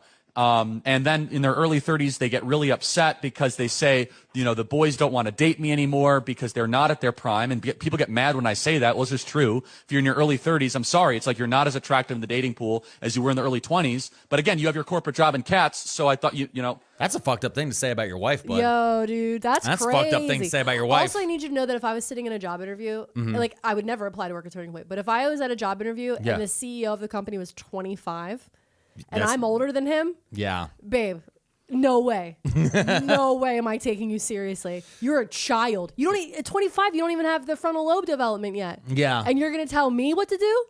And then you're going to say, "Oh, I'm not going to hire you. I want to date you." Oh my God. I've worked in places where they've like replaced my manager with someone 2 years younger than me, and then I immediately quit. Yeah, you're like, "Nope, can't do it." I can't do it, but I'm sorry. You don't have a 9/11 memory. So they get engaged in December of 2020. What a time. Yo, dude. Wait, so they've only been dating like under 2 years now. Yeah. So they've been together under 2 years. Mm-hmm. COVID hits. They were dating, I think they were dating for a year because when I was doing the Summer House research, Yeah. she filmed Summer House in 2018. In 2019, it goes live. And then in 2019-ish is when she meets him. So I think it's less than a year. Okay. Got it. That they get engaged. So this is a quickie. Well, There's also probably that weird feeling too around COVID because a lot of people jumped on a lot of different things because a lot of people felt the encroachment of mortality during that time for the first time in their lives. You mostly just bought a lot of bird feeders. Because I mean, here's the thing. I was like, I've known since I was born that I'm gonna die. There's a lot of people who don't think about it. Yeah. Like if you're listening to this podcast, if you're watching this podcast, you will die someday. I just want you to understand that. It's not going to happen right now. Not during this podcast. We don't want people processing the end of life during the podcast. We're talking about Erika Kirk. Okay. All right. And okay, listen. So they get married in the spring of 2021. Okay. So I'm saying engaged December, married by spring, quick. That's quick. Maybe They have- maybe suspicious. Hold on. Hit the Candace music. Dum, No, dum, no, dum. no, no, no, no. Suspicious. They have a mask-free wedding, obviously. Oh yeah, because this is also 2021, spring of 2021. So like the vax isn't around that much yet. No. But I only could find some pictures of the reception, and there were no masks to be seen. Oh, of course there were no masks. So- because this is by the point when masks have been politicized. Yeah. By this point, masks have been politicized. By Charlie Kirk. By Charlie Kirk and other people because they're trying to make it, because at this point, he's also, Donald Trump was no longer president. Yep.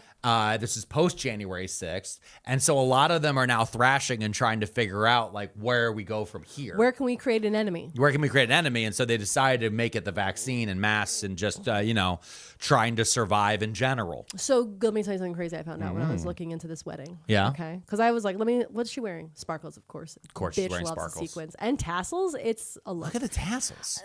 Okay. So Turning Point USA paid for their wedding reception. What? Yes. Turning Point USA sponsored, in air quotes, Kirk's wedding reception at the Fairmount Scottsdale Princess Luxury Hotel. I hate the name Princess Luxury Hotel. That just drove me insane. The event was billed as the organization's 9th anniversary and a fundraiser. Oh my God. And so because it was the 9th anniversary and fundraiser, they could write it the fuck off.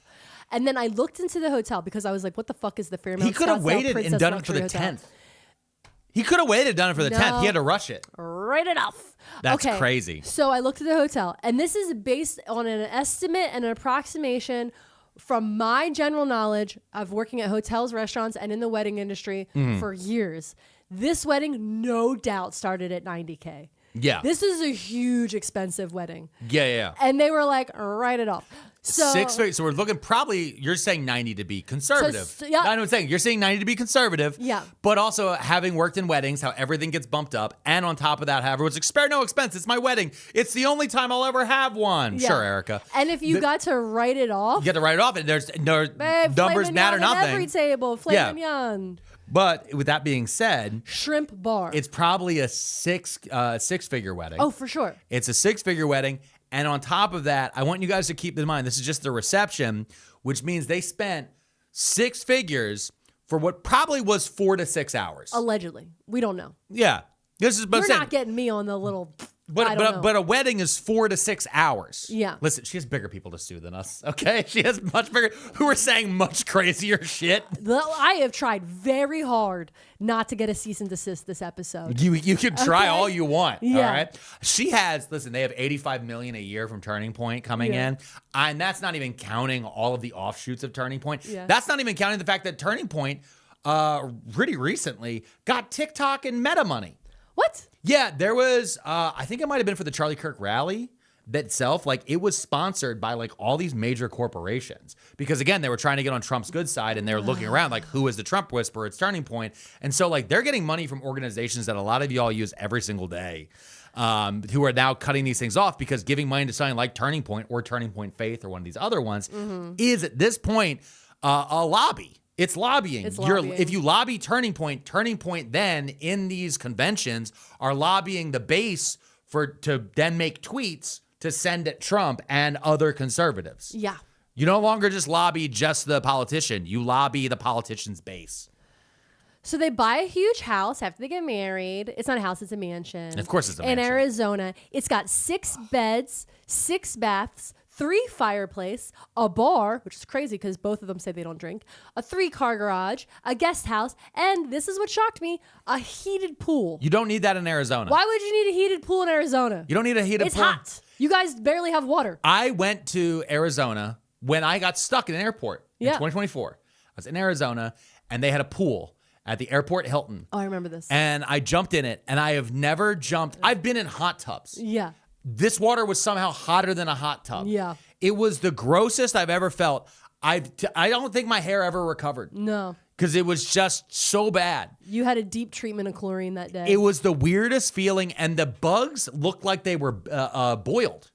It had boiled bugs in it. And I was like, this is just So you how the took a water swim is. in bug soup? It was bug soup. Bug soup. Okay, so they have 2 kids. Now, when I was looking into the kid thing, Yeah. I have to say, there is only one thing Erika Kirk and I agree on in this world, apparently. The Noah Ark sweatshirt? Okay, the Noah is really funny, but I don't think she thinks it's as funny as I think it's funny. Okay. She thinks it's very she thinks she's owning the libs with Oh, that. it's like, got you on this one. And then I just think it's so funny because it's so dumb. Yeah, got it. No, Erika and Charlie Kirk have never, I guess, said their children's names online, and they never show their kids' faces online. Okay. And I'm like, listen, we agree. We agree to this. Yeah. Children can consent to being online. I'm like, as I was compiling this list of this awful woman, I was like, hey, look at that. A little bit of common sense. Yeah. Who knew? Well, to be fair, they are friends with people like libs of TikTok who don't mind targeting children. They are friends with Donald Trump who doesn't mind targeting children. They are working with Steve Bannon who doesn't mind targeting children alongside of Jeffrey fucking Epstein.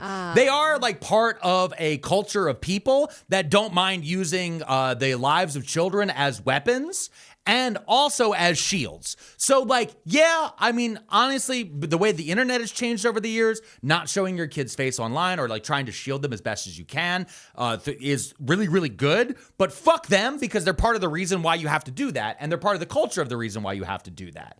Like they've created all these things into culture wars where people's families are no longer a thing that they can like have and cherish and hold. They're actually just liabilities that can be wielded and weaponized against you. Yeah. So yeah, agree, but fuck you. Yeah, agree, but fuck you. Yeah. So because you've made a worse world for all of our kids, your kids and our kid. Yeah. Erika.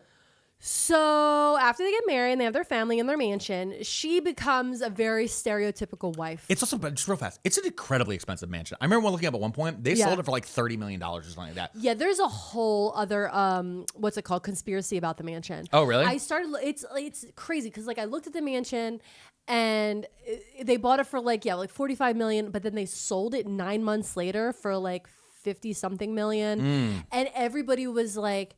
This is the thing is because there's so much conspiracy theories about them right now, it's like everybody's making up lore and dissecting things. So it's like so hard to get through the rubble of conspiracy that like the mansion situation is like they bought it and then they sold it pretty quickly. In my mind, like less than a year is pretty fast to sell a house after you move all your shit in. Ugh.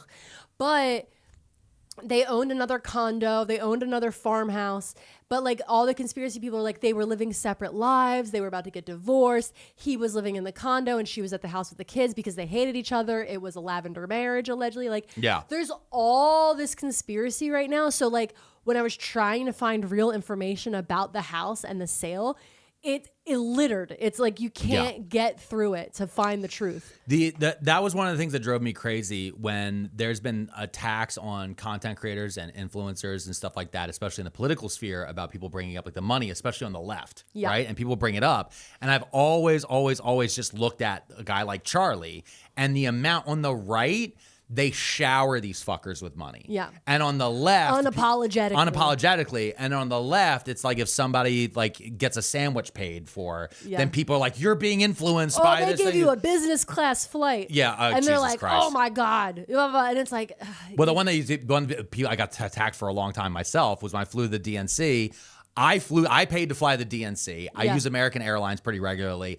American Airlines gave me a free upgrade. Yeah. And so I was like, yeah, I'll take it. Free upgrade. Awesome. So I'm sitting in first class. Somebody then went out and was like, I saw Pearl Mania sitting first class on his way to the DNC. The Democrats are paying him. I was like, no, bitch, I got a free upgrade. No, dude. I opened the app and they're like, we oversold this flight and there's one seat available and it's in first class and you're a frequent flyer. Boom. And I was like, oh, awesome. Yeah. And like, it's just a fucking annoyance. But then like Charlie Kirk is having his wedding paid for by a fucking billionaire.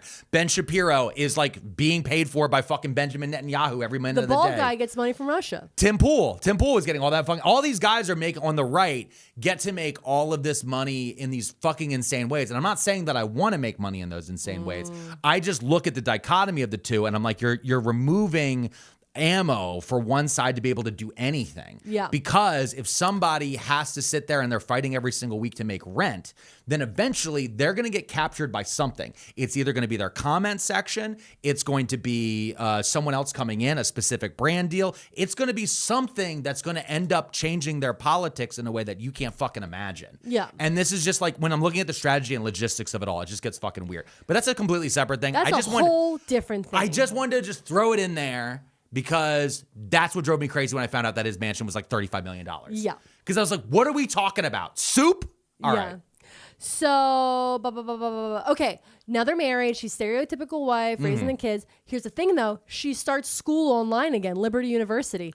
This time she's studying to get her doctorate in biblical studies. Because she's bored. She's just bored. At this point, he's taken a stallion from the field. And he put her in a paddock. Yeah. And then she's like, well, I guess I'll learn about Ruth from the Bible. Ugh. But Liberty University online course is also crazy. I can't imagine. So you could be that rich. Yeah. She's that rich. And they're so rich, actually, that like they could have moved to Virginia. They could have been and lived by Liberty University. Yeah. Arguably might have been easier for them when it comes to the travel and everything for him wanting to go to D.C. and all that different stuff. Could have done that.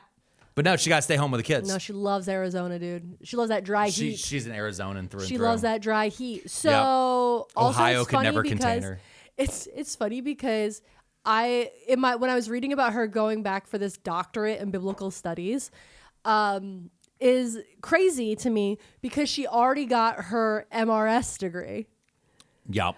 And I have a clip of Charlie Kirk telling a teenager that the only reason to go to college is to find a husband and get your MRS degree. There is an argument to bring back the MRS degree. And no, seriously. And just be clear, that's why you're going to college, right? Don't lie to yourself. I'm studying sociology. No, you're not. We know why you're here. And that's okay, actually. And that's a really good reason to go to college, actually. And so, why would this husband who is steering the family, because that's the whole thing, is he's the leader of the family, he's the patriarch of the family. Why would her husband be like, yeah, go back to get more degrees? You already got the biggest degree. Yeah, and also you're getting a biblical degree so you can preach the word of God, but the word of God inside the Bible says that women shouldn't be heard in Timothy. So I'm just throwing out there. Yeah. So Charlie Kirk dies in a school shooting, and there's a lot of fallout around that. Mm-hmm. And then Erika Kirk. Wait, that's how you're framing it? That's how you're just framing the whole thing? What do you mean? That's what happened. He died in a school shooting? How am I wrong? It's true. So Erika Kirk is thrown into the spot. This is an Erika Kirk episode. That's why. Okay. So Erika Kirk is thrown into the spotlight like never before. Mm-hmm. And baby, she is grieving. Yeah. Okay. And by that, I mean she's preparing for the 5 stages of grief. Okay. A 30-inch human hair sew-in. Sequin blazers, smoky eyes, pyrotechnics, and fighting with Candace Owens. Yeah. And let's not forget the 6th one, an interview with Barry Weiss. Whoa. That's really the thing that did her boring. in. That's really the thing. I honestly, out of everything, that Barry Weiss interview with is part of the fighting with Candace. Yeah. Was there anything you want to say to them? Stop. That's what Druski You made just fun nailed of. it, dude. Stop. Wow. Stop. Wow. I can't do it as good as you. Wow. Your eyes are scary. I need a mascara for it. So I need to get JD Vance level mascara. That's the other thing too. You won't let me. You are so weird about your eyes. I don't like being touched. I don't like being that close to my eyes. I don't like in my eyes. It's like my eyes and my neck. Those are the 2 areas. I'm like, don't do it. So the thing is too is she has Tammy Faye Baker makeup. Yeah. Like she has that classic Arizona evangelical makeup. It is. It's just so bad. And the thing is like the staring, that's what Druski made fun of her. Yeah. The turning, this is the one thing I want to say too about Erika is since she has become front and center of everything, there's so many people can make fun of her so easily and so quickly. Yeah. And it really is because her look, unlike Charlie's, is honestly, it's iconic and it sticks out. Big blonde hair, the mascara around the eyes. Like that's why everyone's like Druski could have just been any woman. Yeah. Oh, and the suits, the pantsuits. Yeah.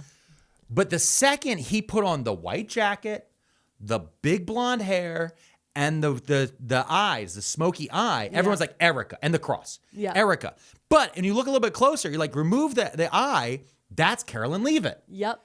When you change, there's little tweaks you can make here and there, and it's just the same because they're all these MAGA Christian nationalists are all just the same. They're all just trying to be photocopies of each other. And that's why I want to point out that there has been, before Druski had this big blow up, drag queens like Turning Point at USA Gay was a big one that's been around. There's been so many clips of them going, stop. And so good. And the other one is a friend of mine, Lysandra Comedy. Okay. Oh, yeah. Yeah. And Lysandra, which we'll link down below, Lysandra does amazing impersonations of Erika Kirk, of Carolyn Leavitt, of Kristi Noem, and others. Oh my God, yesterday on her Instagram stories, she was on a flight yesterday going somewhere. Yeah. When those pictures of Kristi Noem's husband leaked. And she was like, I think that right before the plane took off, she was like, Jesus Christ, where are the wigs? When does this plane land? Yeah. I'm going to film. Oh, and she nailed it. Yeah. She nailed it, and she worked with another content creator, and they walking in of just the fact that they're cockeyed bimbo boobs is crazy. I love it. It's so I crazy. love that he's into bimbo culture. Well, here's the thing. It fits in. It fits in with all these people. It's the same thing with Erika. All these fuckers. Yeah. They all secretly love the things that they're shaming, which is the reason why they're so good. They're all fallen fans. Yep. Kristi Noem's husband, who's into a bimbification fetish, who loves putting on big fake titties, is the same as Erika Kirk, loving to go out on a night of town, put on her streetwear, and go get hammered and meet a boy. Yeah. But then she loves to sit there and tell you shouldn't do that thing I love. Yeah. You hold on to that thought because that's going to come up. So Okay, so she's grieving, right? She gives her kids to a sitter and she goes on tour, babe. Yes, she does. She's gonna sell some seats and some books because our girl is finally famous. She is. She's finally famous. She's been working this her whole fucking life. This whole episode, she's been trying to be front and center. And she was like, if I could just get it. And I think maybe she gave up a little. She was like, 100%. I'm gonna marry this guy. I'm gonna live rich. It'll be good enough. I can give up my dream. That's how it happens. And then she saw. That's how it happened to me. What do you mean? I gave up doing stand-up. Oh, right. And then one day I screamed into my phone. Everyone's like, this guy's really funny. We should let him do stand-up. And I was like, motherfucker. Yeah. I was out. You pulled me back in. Yeah. But yeah, so she's out there. What book is she selling? Okay. So apparently, before Charlie Kirk passed away, he wrote a book called Stop in the Name of God. And apparently... Okay, hold on. Just wait. Just give me a second. Okay. Stop in the name of God. I think that is legit from Sister Act. That's a real song that's not just... No, I know, but I think they was in Sister Act. Remember, because they took Motown songs in Sister Act and they changed some certain lyrics. Let us know in the comments. Yeah, but also, stop in the name of God. So she's selling this book that he wrote before he passed away. I looked at the book. This is how cults work. The summary of the book is basically that, like, just do nothing one day a week. Because it's all about the Sabbath. Honoring the Sabbath. And, like, not doing something for a day. And I was like, babe, I've been doing that. It's called Do Nothing Sundays. I don't do anything on Sundays. Turn off your phone. Live your life. And I was like, I don't need to read a book. Also, when you bought the book for like $40, you got a free hat. So can I say something? Yeah. Because I've heard about this book in particular. Oh, okay. And first thing, it was very Courtney Love. Her being like, oh, because like when Courtney Love sold Kurt Cobain's diary. Yeah. It feels a little bit like that. Also, what I said like about cults, there's this thing that happens around cults and certain religions where suddenly people find writings about what the person, I'm not saying she did that, but it feels that way of suddenly there's possibilities. And actually recently there's been all these people who keep posting screenshots of the last text Charlie ever sent me was that I was right about everything and he wished more people would follow me. It's like, yeah, sure, buddy, whatever. Yeah. Right? There's that. But the other part of it is what the book is about, and I heard about this one a little bit, and it was Charlie Kirk had this deal about respecting the Sabbath. And a few people, because it was from that Barry Weiss interview. Yeah. Where she said when Charlie would come home on Saturdays or Sundays, whatever day it was, he was like, that day is for me and you and the kids.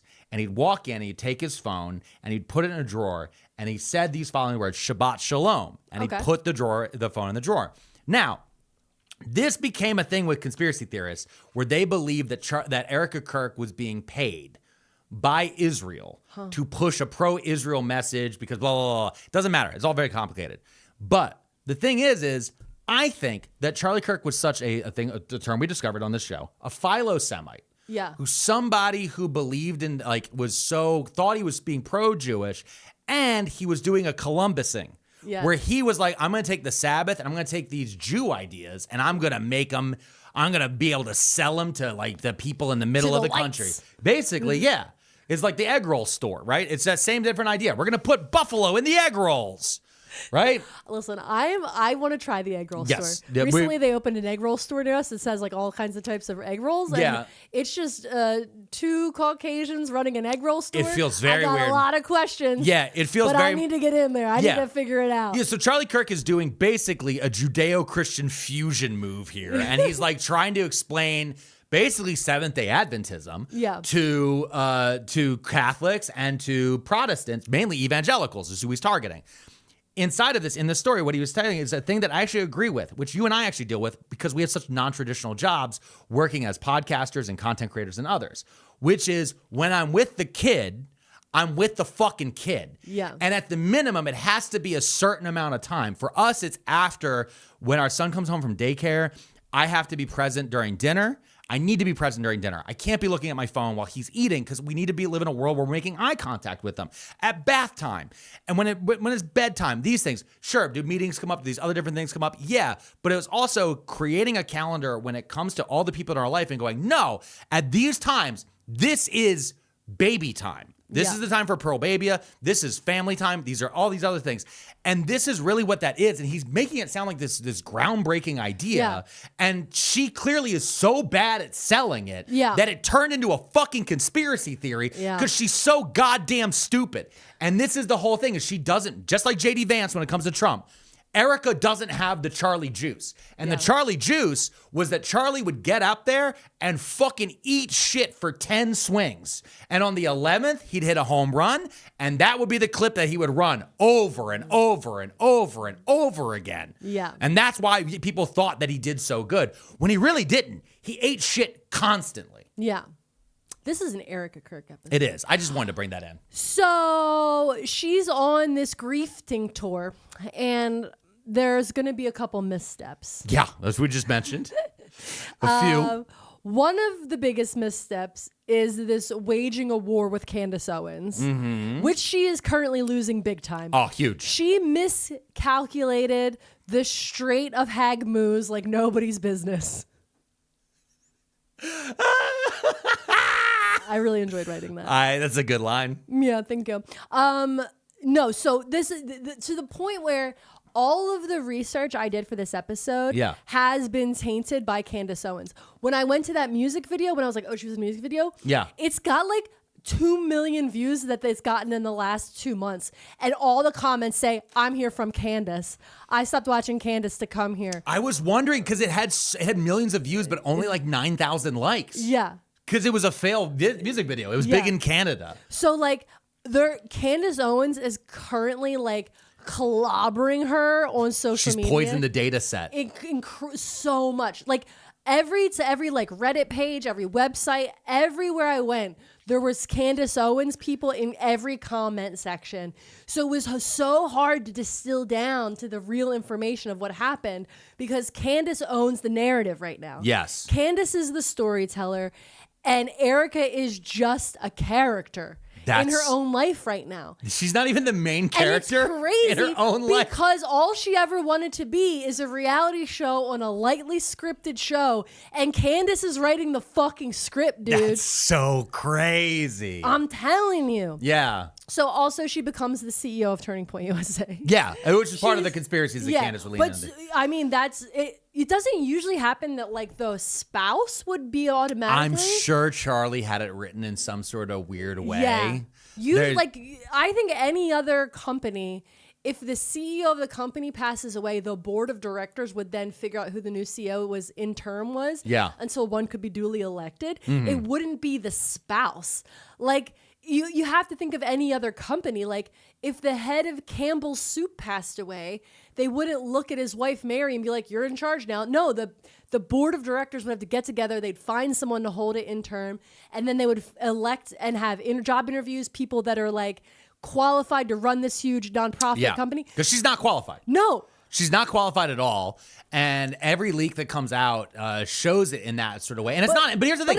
But that's not her fault. I'm not mad at her about it. No, but I mean, she was just like, nah, I'm in charge now. And nobody is standing up to her about it. Yeah. Like, she's just like, no, I'm in charge now. I got this seat. She's up there hugging the vice president awkwardly. Awkwardly. She's up there giving Usha Vance these eyes. Stop. You know what I mean? Like, nobody's messing with her about it. Yeah. Okay. Well, Candace is. Well, yeah, Candace is. Don't make me be on Candace's side here. This is the thing. But I'm not on anybody's side. But the enemy of my enemy is my friend. But that's the thing is like that's also not great logistics the way things are working because Candace turns on everyone. Yeah. Because Candace used to work with Ben Shapiro, and then she's enemies with Ben Shapiro. Candace used to work with Charlie Kirk, and was clearly close friends. I think, honestly, I mean, my conspiracy... I'm just making this noise because I'm not getting sued by her either. Well, no, but this is my conspiracy about Charlie. I think that Charlie was probably like more bi than people expect. And I think that when he was with Candace, it was like, you know, a little bit of like, I think this was more of a lavender marriage. Yeah. Him and Erika. I think they did have kids. I think they are his kids. Yeah. I don't think that she cheated on him or any of those different types of stuff. But I think that there was like, I think that when he was with Candace, it was, you know, it's two bitches just saying exactly back and forth forever. Every with text. Kanye. Yeah, and every text they released together, all these different things. I think that Charlie had a better idea of where the culture was, where it was going, all these different things.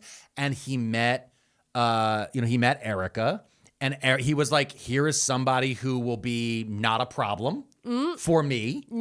I think that was the one thing is it was. He looked at it. He had her at a job interview, and he was like, it's a job interview. Yeah, no, exactly. But you know what it is? It's like when Tom Cruise and Scientology girlfriends and wives and shit like that. Yes. Erika Kirk was the Tom Cruise Scientology. Cut to Nicole Kidman getting out of that divorce, baby. Exactly. But I'm saying like that's what this whole thing is she was supposed to just be there with the kids, and when he needed her to stand next to him at a podium holding 2 blonde children, he had that. Yeah. And that was all being set up for potentially maybe a presidential run someday or a Senate run or something like that, where if he wanted to give up power, he could go into politics. Yeah. Because he was at a point. There was a point there with Charlie where he was like, and it's especially since his assassination, where he clearly was what's the word I'm looking for? Not a retaining wall.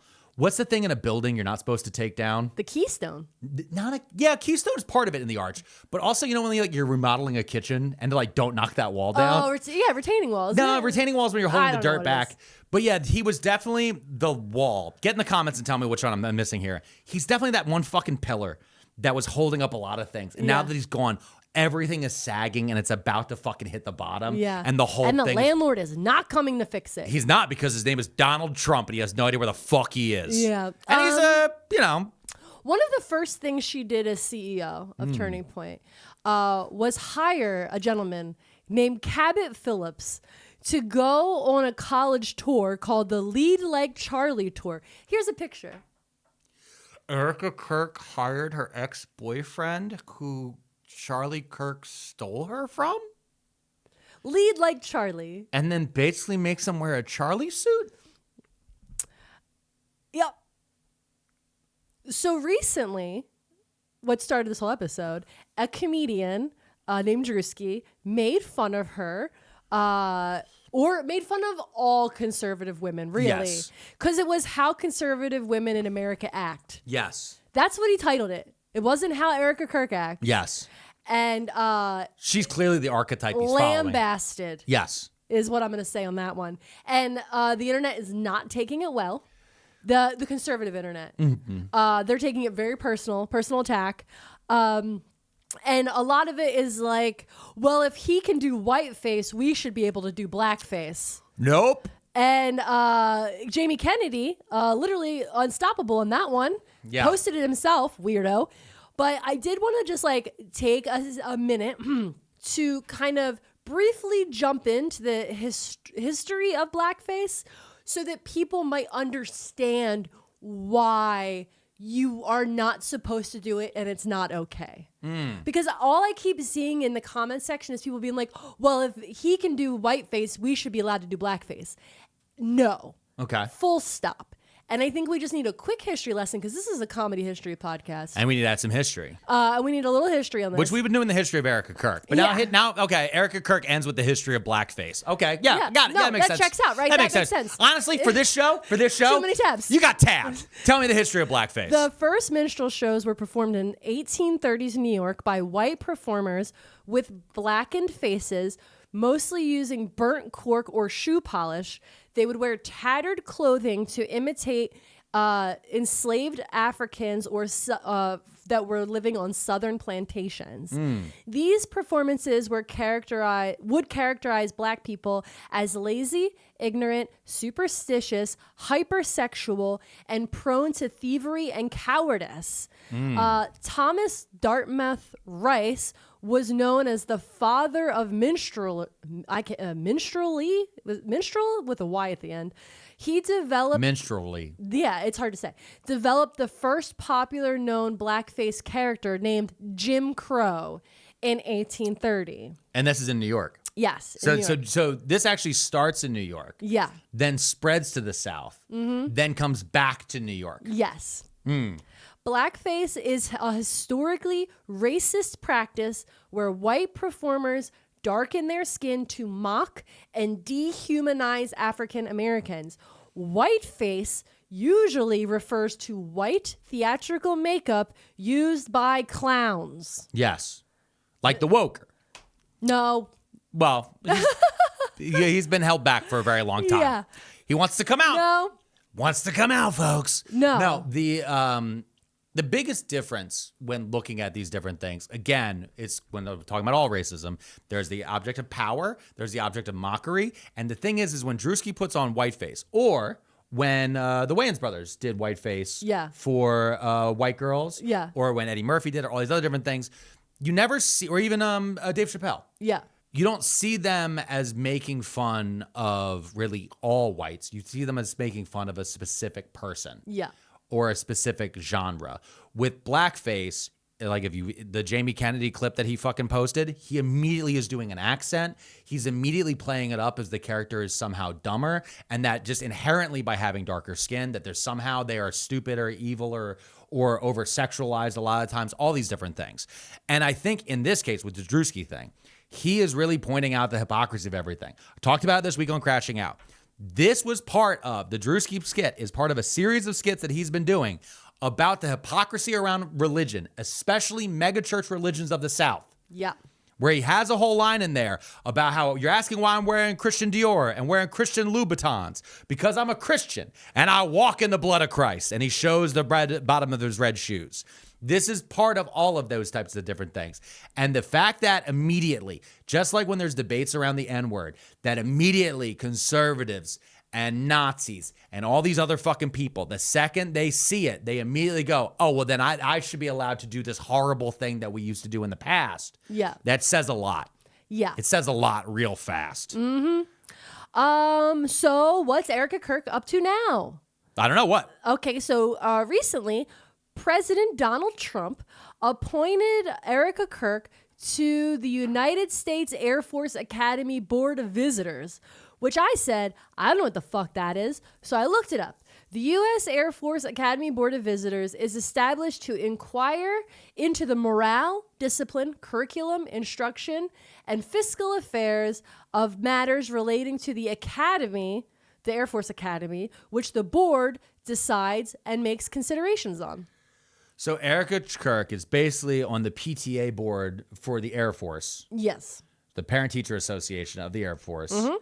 While the Air Force is arguably at their most important moment in the history of the organization. Yeah. In the middle of a war that he said he was never going to start, that was only supposed to last 3 days, that we've now entered month 2 on. Yeah. Erika Kirk, Miss Arizona USA 2012.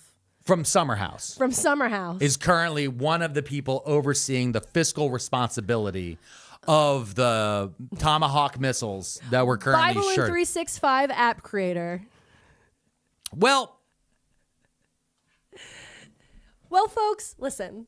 Everybody have a great week. you broke my brain. I had a great time putting this episode together because I knew I would break your brain. And it's a very long episode. And It's a good, very long good. episode. I hope it was a long episode that's very entertaining and you had a lot of fun. And you get this merch right oh my here. God, look at the cutesy merch. I made this bunny, okay? Show them the back. Oh, hold up. There we go. Sow the seeds of victory. Get it down in the link down below. Guys, thank you so much for joining us for another fun week of Too Many Tabs. Like, subscribe, comment, 5 stars, 5 stars, 5 stars, and we'll see you next week every Sunday at noon.